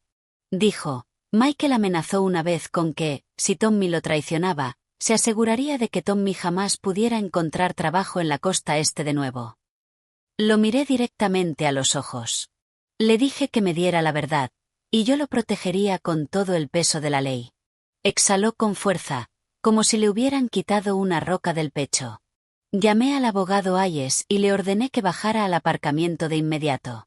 Pero antes de que pudiera decir otra palabra, la pantalla de mi teléfono se iluminó. Era un mensaje de texto de un número desconocido que contenía solo una foto. En la imagen, la puerta principal de la finca de mi suegra estaba abierta de par en par. Un hombre con una gorra de béisbol negra salía, agarrando una pequeña caja fuerte de acero. Debajo de la foto había un mensaje. Demasiado tarde. Están moviendo las pruebas. Miré la foto, con las manos convirtiéndose en hielo. Michael se me había adelantado. Observé la pantalla, sintiendo un escalofrío recorrerme la espalda. El hombre de la gorra negra que sacaba la caja de acero de la finca de Greenwich claramente no era un familiar. Si aquel mensaje era real, Michael o su madre habían ordenado a alguien mover las pruebas en plena noche. Si llegaba solo unos minutos tarde, las últimas piezas de prueba podrían desaparecer para siempre. Me giré de inmediato hacia Tommy. Le mostré la foto y le pregunté si reconocía al hombre. Tommy amplió la imagen, con el rostro poniéndose pálido. Tartamudeó que parecía Robert, el director ejecutivo de Apex Supplies. Tommy había llevado a Michael a reunirse con ese hombre varias veces. No necesitaba oír nada más. Llamé al abogado Hayes. Le dije que fuera directo a la finca de Greenwich, que llevara a un investigador privado, y que llamara a la policía local de Connecticut como refuerzo. Alguien estaba sacando pruebas de la casa. La voz de David se tensó al instante. Me dijo que no fuera sola, asegurándome que iba de camino. Colgué, hice una señal a mi equipo de seguridad para que me siguiera, y salí disparada del aparcamiento subterráneo. Era tarde en la noche, pero el tráfico de Nueva York seguía siendo denso. Luces rojas traseras, bocinas estridentes y faros deslumbrantes pasaban ante mis ojos como una pesadilla interminable. Conduje tan rápido que las manos se me acalambraron sobre el volante. Solo un pensamiento resonaba en mi cabeza. No podía dejar que borrara sus huellas. No podía permitir que mis 10 años terminaran con la frase pruebas insuficientes. Cuando llegué a la finca, las enormes puertas de hierro estaban ligeramente entreabiertas. El coche de Michael estaba aparcado torpemente en la entrada, con la puerta del conductor aún abierta. Al bajar del coche, oí la voz de Ellen gritando desde dentro de la casa. Gritó: ¿qué haces ahí parado? Cógelo y vete. No dejes que Anna lo encuentre. Empujé la puerta principal y entré como una tormenta. Ellen estaba en medio del vestíbulo, con el cabello hecho un desastre, todavía usando el conjunto de seda arrugado de ayer. Michael estaba cerca de la escalera, con el rostro ceniciento, y el hombre llamado Robert acababa de bajar del segundo piso, apretando la pequeña caja fuerte de acero contra su pecho. Los tres se quedaron congelados de puro pánico al verme. Entré en la casa paso a paso, con una voz tan fría que incluso a mí me asustó. Dije: es bastante tarde para una fiesta en casa tan animada. Ellen se colocó inmediatamente frente a Robert, bloqueándolo. Exigió saber qué estaba haciendo allí, gritando que esa era su casa. La miré. Le dije que no estaba tan segura de que mañana siguiera siendo suya. Michael bajó corriendo las escaleras, agarrándome del brazo para sacarme fuera. Me suplicó que escuchara, afirmando que las cosas no eran lo que parecían. Mintió, diciendo: Robert solo vino a recoger unos documentos viejos de negocios. Me zafé violentamente de su mano. Documentos viejos de negocios escondidos en una caja fuerte dentro de una pared. Le pregunté: ¿exactamente lo estúpida que crees que soy? Su rostro se endureció. Robert intentó retroceder hacia la salida trasera, pero mi equipo de seguridad bloqueó la puerta de inmediato. Robert apretó más fuerte la caja de acero, con el sudor corriéndole por las sienes. Extendí la mano. Le dije que me entregara la caja. Robert miró a Michael. Michael apretó los dientes y le ordenó que no la entregara. Saqué mi teléfono y empecé a grabar vídeo. Declaré alto y claro: bien. Todo lo que se diga y haga esta noche irá directamente al FBI y a los fiscales federales. Señor Robert, usted está sosteniendo documentos relacionados con la malversación de más de $1.200.000 de Parker Holdings. Si sale por esa puerta con ellos, Ya no será solo un cómplice. Estará destruyendo activamente pruebas federales. Robert empezó a temblar. Él enchilló, acusándome de estar fanfarroneando. Gritó que, solo porque yo tuviera dinero, eso no significaba que pudiera incriminar a quien quisiera. La miré sin pestañear. Le dije que llevaba 10 años gastando mi dinero sin quejarse, y que ahora se atrevía a llamarlo incriminación. Se atragantó, incapaz de responder. Justo entonces, el sonido de neumáticos chirriando resonó desde la entrada. El abogado Hayes entró, escoltado por 2 agentes de la policía local de Greenwich y un investigador privado. Cuando Michael los vio, su rostro adquirió el color de la muerte. Preguntó si de verdad estaba dispuesta a llegar tan lejos. Me giré hacia él. Le dije que él fue quien me enseñó que, cuando tratas con personas sin conciencia, tienes que usar la ley. Robert finalmente se rindió. La caja de acero fue colocada sobre la mesa de centro. David redactó un informe de incidente allí mismo, delante de la policía. Cuando abrieron la caja por la fuerza, estaba llena de montones de contratos, libros de pagos ilícitos, memorias USB, y sellos corporativos de varias empresas pantalla. Pero cuando llegué al compartimento inferior, el corazón se me hundió. Ese compartimento estaba completamente vacío. Lo único que quedaba era una marca rectangular en el polvo, mostrando donde antes había algo extremadamente importante. Tommy, de pie detrás de mí, se puso pálido. Susurró que no estaba bien. La última vez que lo vio, había una carpeta roja gruesa dentro.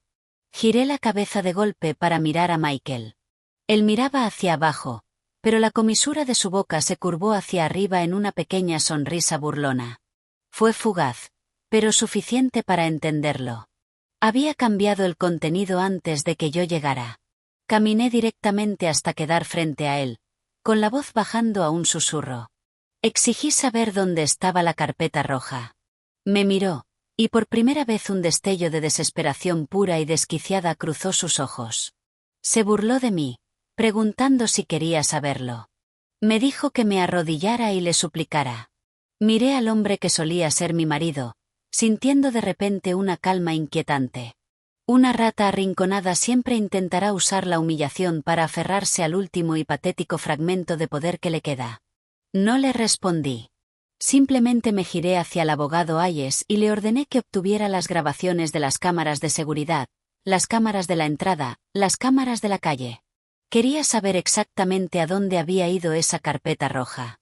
Michael soltó una risa ronca. Dijo que era demasiado tarde. Me dijo que quizá había ganado algunas batallas, pero que aún no había ganado la guerra. Lo miré. Le dije que siguiera jugando, entonces, pero le advertí que recordara una cosa. Alguien que ya no tiene nada en qué creer, tampoco tiene absolutamente nada que temer. Salí de la finca de Greenwich, cerca de las 2 de la madrugada. En el asiento trasero de mi coche, la caja de acero estaba sellada en una bolsa de pruebas.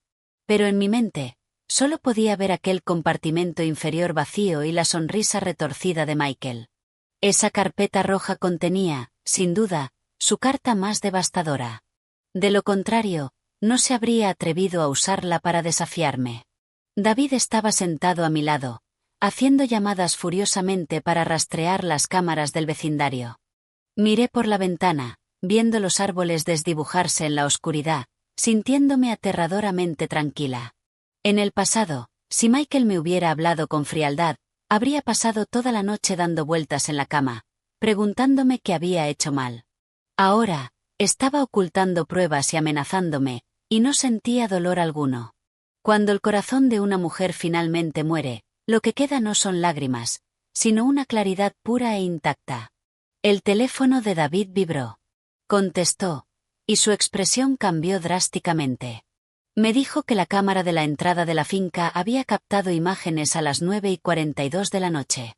Ellen Carter entregó un sobre rojo grueso a una mujer de mediana edad que conducía un vehículo de transporte compartido. La matrícula estaba parcialmente tapada, pero la cámara RIN de un vecino captó un ángulo mejor. Me giré hacia él, preguntando quién era la mujer. Dijo que la estaban identificando, pero había un detalle extraño. Después de que la mujer se fue, Michael fue quien llamó a Robert para que viniera a recoger la caja fuerte. Parecía que la caja de acero era solo un señuelo. Cerré los ojos. A Michael aún le quedaba mediamente funcionando. Sabía que yo rastrearía la caja fuerte, así que dejó intencionalmente que atrapara una parte de las pruebas. El objeto más crítico había sido movido primero. ¿Pero quién era esa mujer de mediana edad? ¿Una pariente, una exempleada, u otro eslabón de su red? Justo cuando estaba a punto de preguntar, mi teléfono se iluminó. Era un mensaje de Ellen Carter. Decía: si quieres proteger el legado de tu madre, retrocede. Miré aquellas palabras, con la mano congelándose. Mi madre. Mi madre murió hacía 7 años. Era una mujer amable y trabajadora que pasó su vida dirigiendo una pequeña tienda textil en Brooklyn, ahorrando cada centavo para pagar mis estudios universitarios. Nunca peleaba con nadie. ¿Por qué Ellen mencionaba ahora a mi madre? La llamé de inmediato. Contestó tras unos cuantos tonos, con la voz ronca, pero llena de malicia. Se burló, preguntando si por fin sabía lo que era sentir miedo. Apreté el teléfono, exigiendo saber qué tenía en sus manos. Ellen rió con crueldad. Dijo que tenía la verdad. Preguntó si yo pensaba que mi madre era tan perfectamente limpia. Afirmó que la casa de Brooklyn que vendí para fundar mi empresa tenía un título de propiedad disputado. Amenazó con que, si la verdad salía a la luz, no solo la reputación de mi madre quedaría destruida, sino que el capital fundacional de Parker Holdings sería investigado a nivel federal. La sangre se me convirtió en hielo. Esa casa fue lo único que mi madre me dejó antes de morir.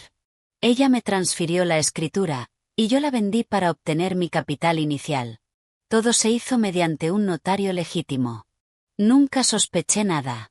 Le dije que mentía. Me dijo que preguntara a mis abogados si no la creía.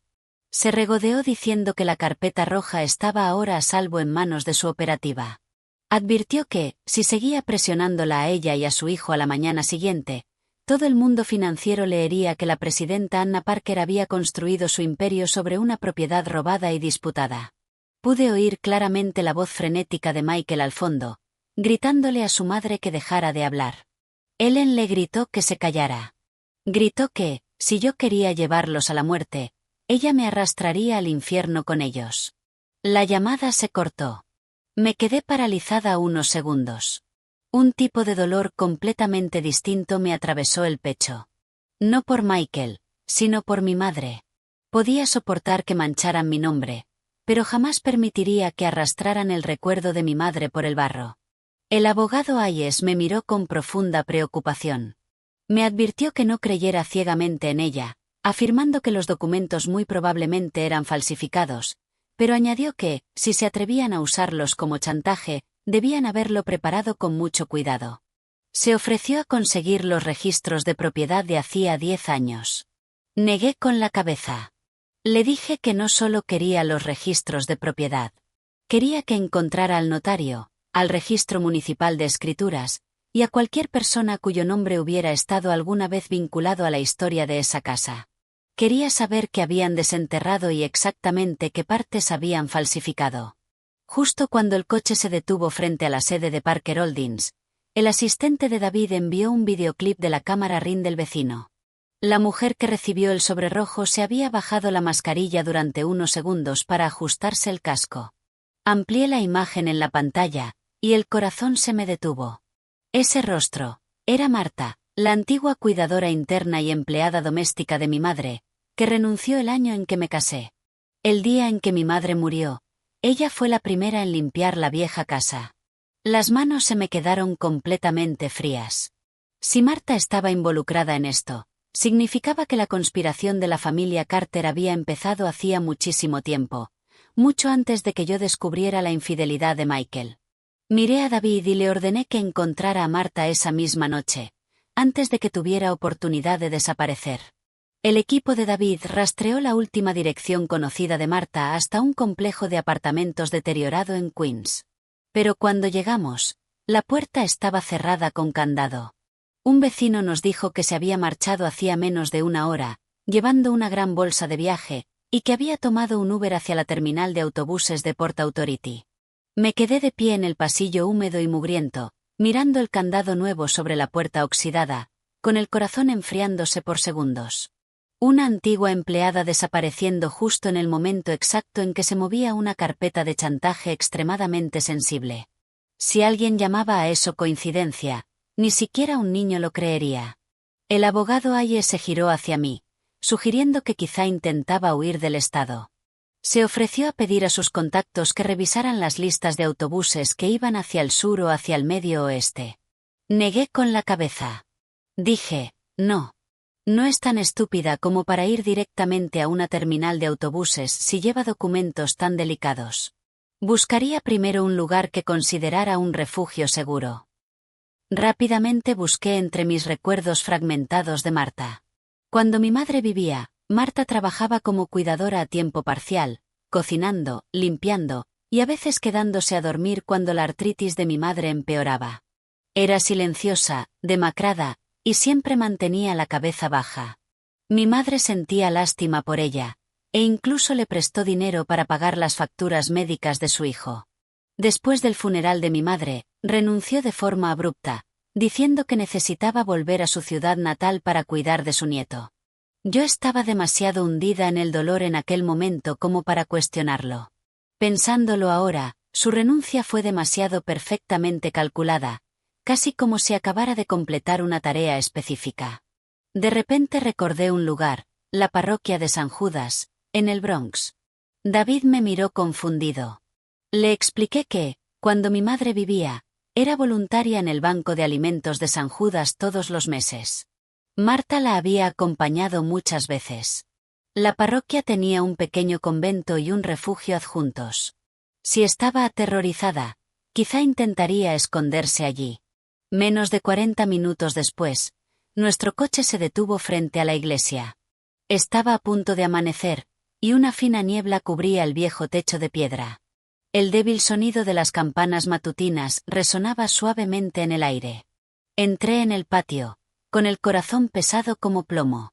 Una monja anciana me reconoció después de que mencionara el nombre de mi madre. En silencio, nos condujo hasta una fila de pequeñas habitaciones de huéspedes en la parte trasera. La puerta de una de las habitaciones estaba entreabierta. Dentro, podía oír un llanto ahogado.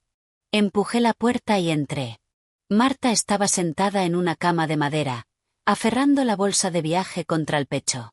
En cuanto me vio, entró en pánico y se puso de pie de un salto, con toda la sangre abandonándole el rostro. Me suplicó que no le hiciera daño, jurando que no sabía nada. Miré la bolsa entre sus brazos.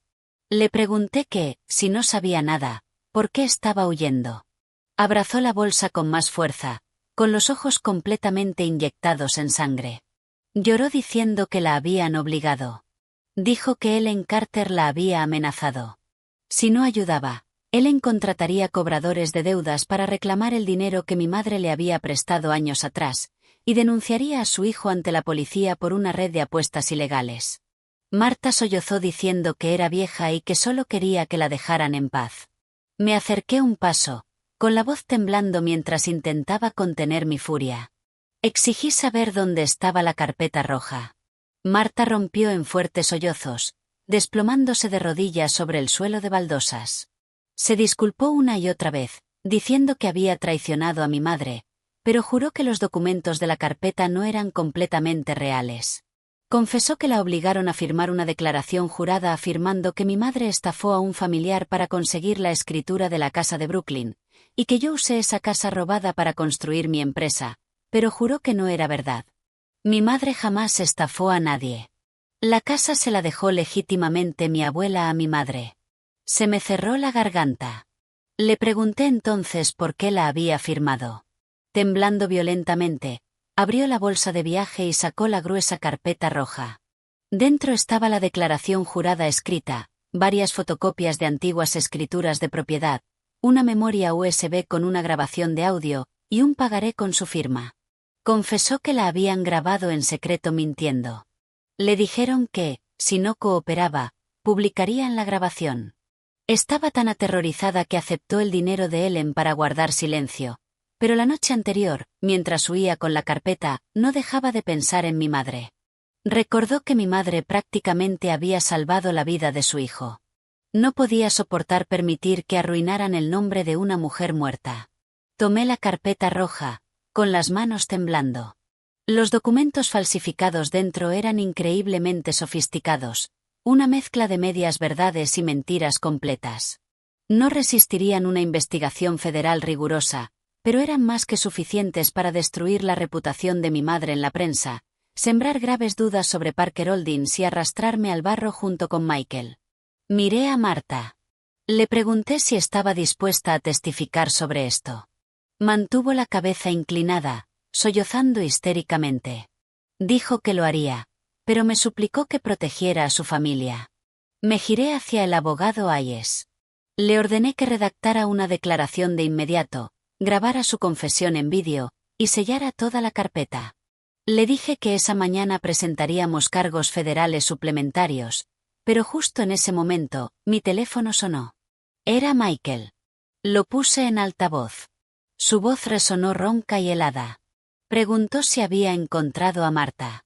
Preguntó con burla si creía que eso significaba que había ganado. Afirmó que estaba en la oficina de Wall Street. Me dijo que, si no llegaba allí exactamente en 30 minutos, mandaría Parker Holdings directamente al infierno. Literalmente. Me quedé congelada. Desde el otro lado de la línea, empezó a sonar el chillido ensordecedor de una alarma contra incendios comercial. Salí corriendo de la parroquia de San Judas antes de que el sol hubiera terminado de salir. Las campanas matutinas de la iglesia se desvanecieron detrás de mí, pero dentro de mi cabeza, el único sonido era la caótica alarma contra incendios que había gritado desde la llamada de Michael. El abogado Hayes llamó de inmediato a seguridad del edificio y marcó el 911. Me senté en el coche, con el corazón golpeándome tan fuerte que sentí que podría romperme las costillas. Aunque odiaba a Michael Carter hasta los huesos, sabía una cosa. Parker Holdings no era solo mi empresa. Contenía cientos de empleados, datos de clientes, planos de proyectos, y el sustento de personas inocentes. Si él estaba realmente lo bastante desquiciado como para arrastrarlos a todos con él, jamás me perdonaría llegar demasiado tarde. Cuando el coche giró hacia Wall Street, ya podía ver las luces intermitentes de los camiones de bomberos del FDNY y los coches patrulla del NYPD reflejándose contra la fachada de cristal del edificio. Los guardias de seguridad evacuaban al personal del turno de noche hacia la acera. Algunos agarraban portátiles contra el pecho. Otros, vestidos con uniformes de limpieza, temblaban en la calle. Abrí la puerta del coche de golpe y bajé. El viento helado de la mañana me golpeó la cara. El jefe de seguridad corrió hacia mí, con el rostro blanco como ceniza. Informó que los sistemas de extinción de incendios se habían activado en la planta 26, pero que aún no había señales de un gran incendio. Dijo que el señor Carter se había atrincherado dentro del despacho del director ejecutivo.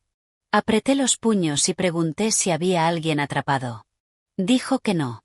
La planta estaba completamente evacuada, pero añadió que Michael se negaba a dejar entrar a nadie. Exigía verme solo a mí. David me agarró del brazo. Me advirtió que no subiera sola y que dejara que el NYPD se encargara. Alcé la vista hacia aquella planta alta que antes había sido el dominio de Michael. Ese despacho había sido testigo del día en que brindamos con champán por nuestro primer gran contrato. También era el lugar donde lo sorprendí con Chloe. Sabía que no me había llamado allí para negociar. Quería que presenciara su última y patética caída. Quería arrastrarme a la locura que él mismo había creado. Le dije a David que subiría, pero no sola. 2 agentes del NYPD me escoltaron hasta el ascensor de emergencia asegurado. El abogado Hayes nos siguió de cerca, con su teléfono ya grabando audio. A medida que el ascensor subía, las sirenas se volvían ensordecedoras. Cuando las puertas se abrieron en la planta 26, el pasillo parpadeaba con luces rojas estroboscópicas. Un leve olor a humo flotaba en el aire, sin quedar claro si provenía de cables eléctricos o de algo quemado intencionadamente. Las pesadas puertas de roble del despacho del director ejecutivo estaban cerradas con llave. Desde dentro, Oí la risa ronca de Michael. Gritó, preguntando si Anna había llegado. Me planté frente a la puerta y respondí con calma. Estoy aquí. Abre la puerta. Un agente del NYPD me indicó que diera un paso atrás y gritó. Michael Carter, abra la puerta y coopere. Cualquier acción que ponga en peligro a otros resultará en graves cargos federales. Dentro reinó un silencio absoluto durante unos segundos. Luego llegó el sonido de cristales rompiéndose. Michael gritó de vuelta. ¿Cargos federales? Solo estáis aquí porque ella tiene dinero. Todos se ponen de su lado.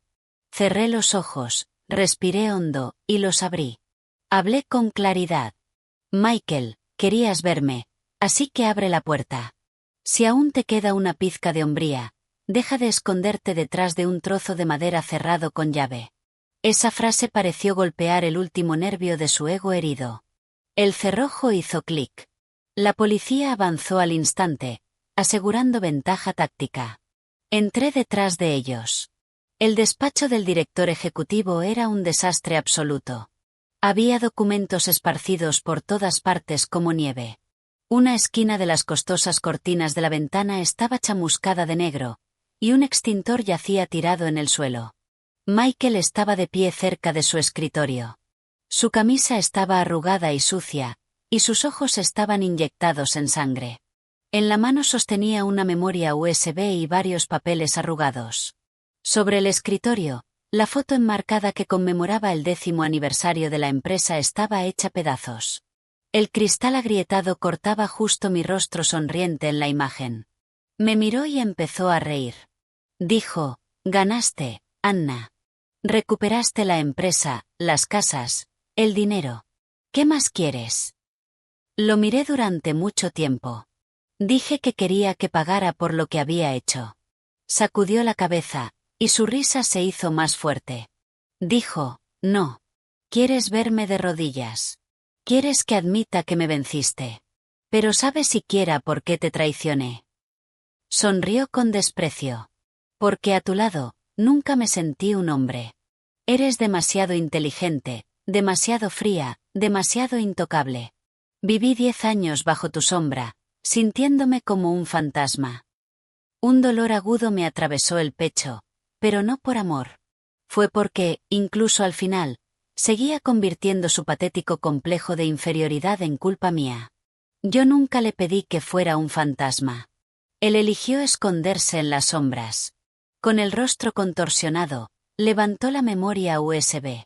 Gritó que allí estaban los libros contables de respaldo, amenazando con que, si él lo perdía todo, yo tampoco conocería la paz. Lo miré, con la voz completamente inexpresiva. Le dije que Marta ya había confesado. La carpeta roja estaba en manos de mi abogado. Chloe había entregado todos los correos. Tommy estaba listo para testificar bajo juramento, y Robert había sido interceptado en la finca de Greenwich. Le dije que se había quedado sin cartas. La luz enloquecida de sus ojos se quebró. La energía maníaca desapareció de su rostro, dejando atrás una cáscara hueca increíblemente patética. Dio un paso atrás, con los hombros hundiéndose. Murmuró que era imposible, que Chloe no lo traicionaría. Le dije que él había traicionado primero a todos los demás. Me miró fijamente, con los labios temblando. Preguntó, Anna, si voy a una prisión federal, ¿cómo sobrevivirá mi madre? Sentí que el corazón se me convertía en piedra absoluta. Le pregunté, cuando tu madre preparaba manchar el nombre de mi madre muerta, ¿alguna vez se preguntó cómo sobreviviría yo? Esa sola frase lo dejó mudo. La policía avanzó y lo redujo. No se resistió.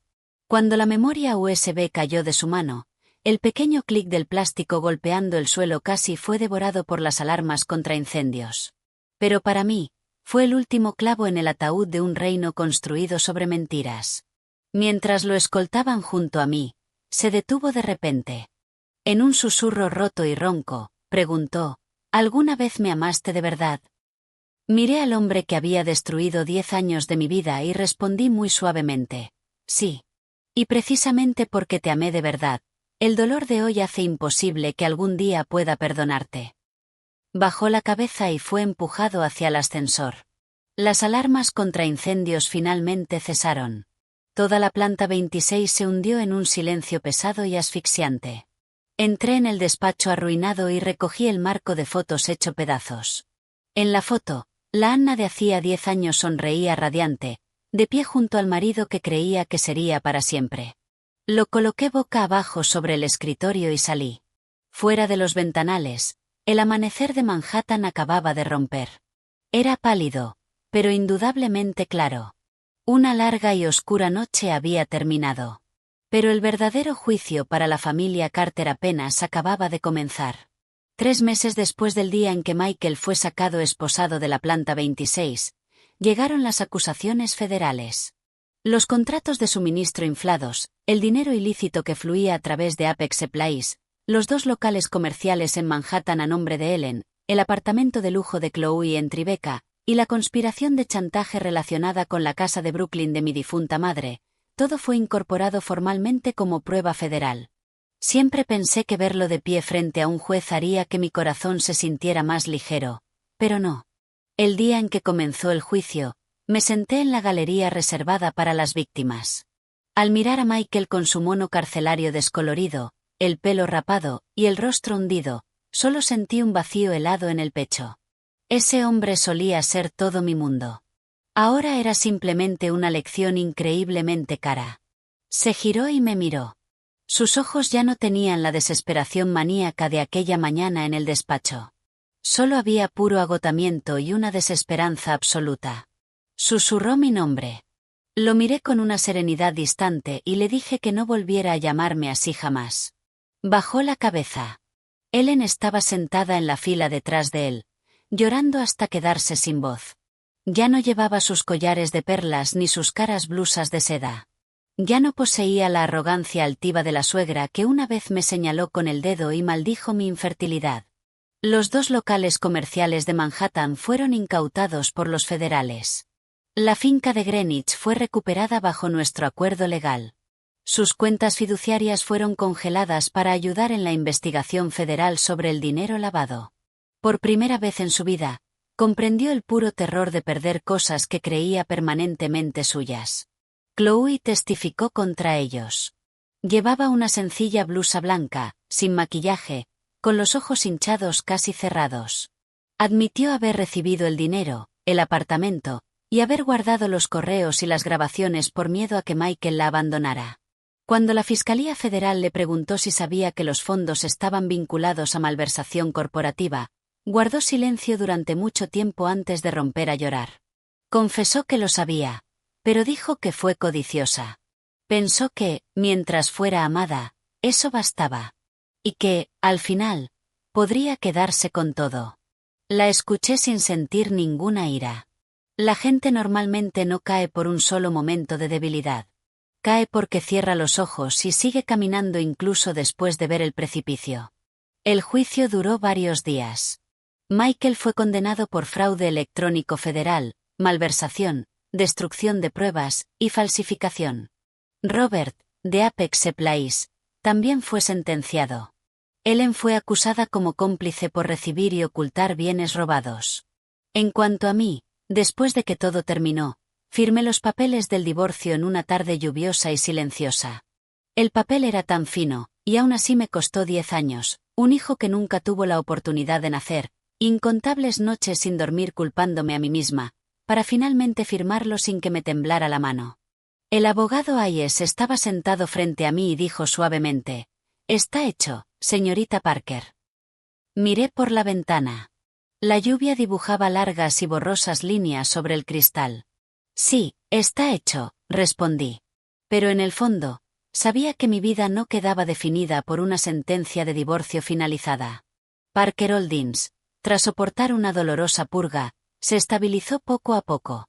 Reestructuré el departamento financiero, nombré un nuevo equipo ejecutivo, ordené auditorías públicas transparentes, y devolví la integridad a la empresa.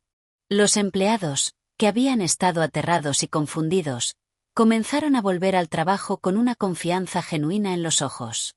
Una mañana, al entrar en el vestíbulo, la recepcionista inclinó ligeramente la cabeza. «Buenos días, Señorita Parker. No señora Carter, solo Anna Parker. Y por primera vez en muchísimo tiempo, sentí que mi nombre era suficiente. En el aniversario de la muerte de mi madre, llevé un ramo de lirios blancos al cementerio de Greenwood. Me arrodillé frente a su tumba y apoyé la mano contra la fría lápida. Mamá, lo siento. Permití que usaran tu amor por mí para amenazarme. Pero lo recuperé todo. Tu legado, tu honor y mi propia vida. Lo recuperé todo. El viento susurró entre los pinos, rozándome el cabello como una mano suave. No lloré. O quizá mis lágrimas se habían secado hacía mucho tiempo. Lo único que quedaba era una profunda sensación de paz. En el trayecto de vuelta, pasé junto al edificio de Parker Holdings. El sol de la tarde golpeaba el logo corporativo, haciéndolo brillar como una cicatriz que por fin empezaba a sanar. Me quedé de pie en el vestíbulo y respiré lenta y profundamente. Hace 10 años, construí este lugar por amor. 10 años después, lo conservé para mí. Esa noche, recibí un mensaje del abogado Hayes. El tribunal había impuesto una dura condena federal a Michael. David preguntó si quería presentar una demanda civil separada por daños adicionales. Miré el mensaje durante mucho tiempo antes de responder. Simplemente sigue la ley. No necesito más venganza. Solo quería justicia. Dejé el teléfono y abrí las puertas del balcón. Nueva York de noche seguía siendo ruidosa, seguía brillando, y seguía siendo completamente indiferente al sufrimiento de una sola persona. Pero esa misma indiferencia me recordó que la vida siempre avanza. Quienes traicionan pagarán el precio, y quienes quedan rotos deben aprender a vivir de nuevo. No para demostrarle su fuerza a nadie más, sino para no volver a traicionarse a sí mismos jamás. La historia y los personajes anteriores son creación propia. No es una historia real. La protagonista de la historia anterior es una voz de inteligencia artificial. Esta es mi reflexión personal después de esta historia. Espero que, después de escucharla, entiendas que vivir con bondad es algo precioso. Pero ser amable no significa permitir que otros te pisoteen. En una familia, marido y mujer necesitan respeto, lealtad y gratitud por los sacrificios del otro. Cuando llega una crisis, mantén la calma y no te destruyas por los errores de los demás. Mantén claros tus documentos legales y protege los bienes que legítimamente te pertenecen. Vive con el corazón abierto, pero haz cumplir tus límites con firmeza. Quienes hacen el mal acabarán pagando el precio. Y quienes saben volver a levantarse después del peor dolor, sin duda volverán a encontrar paz, alegría y felicidad en sus vidas.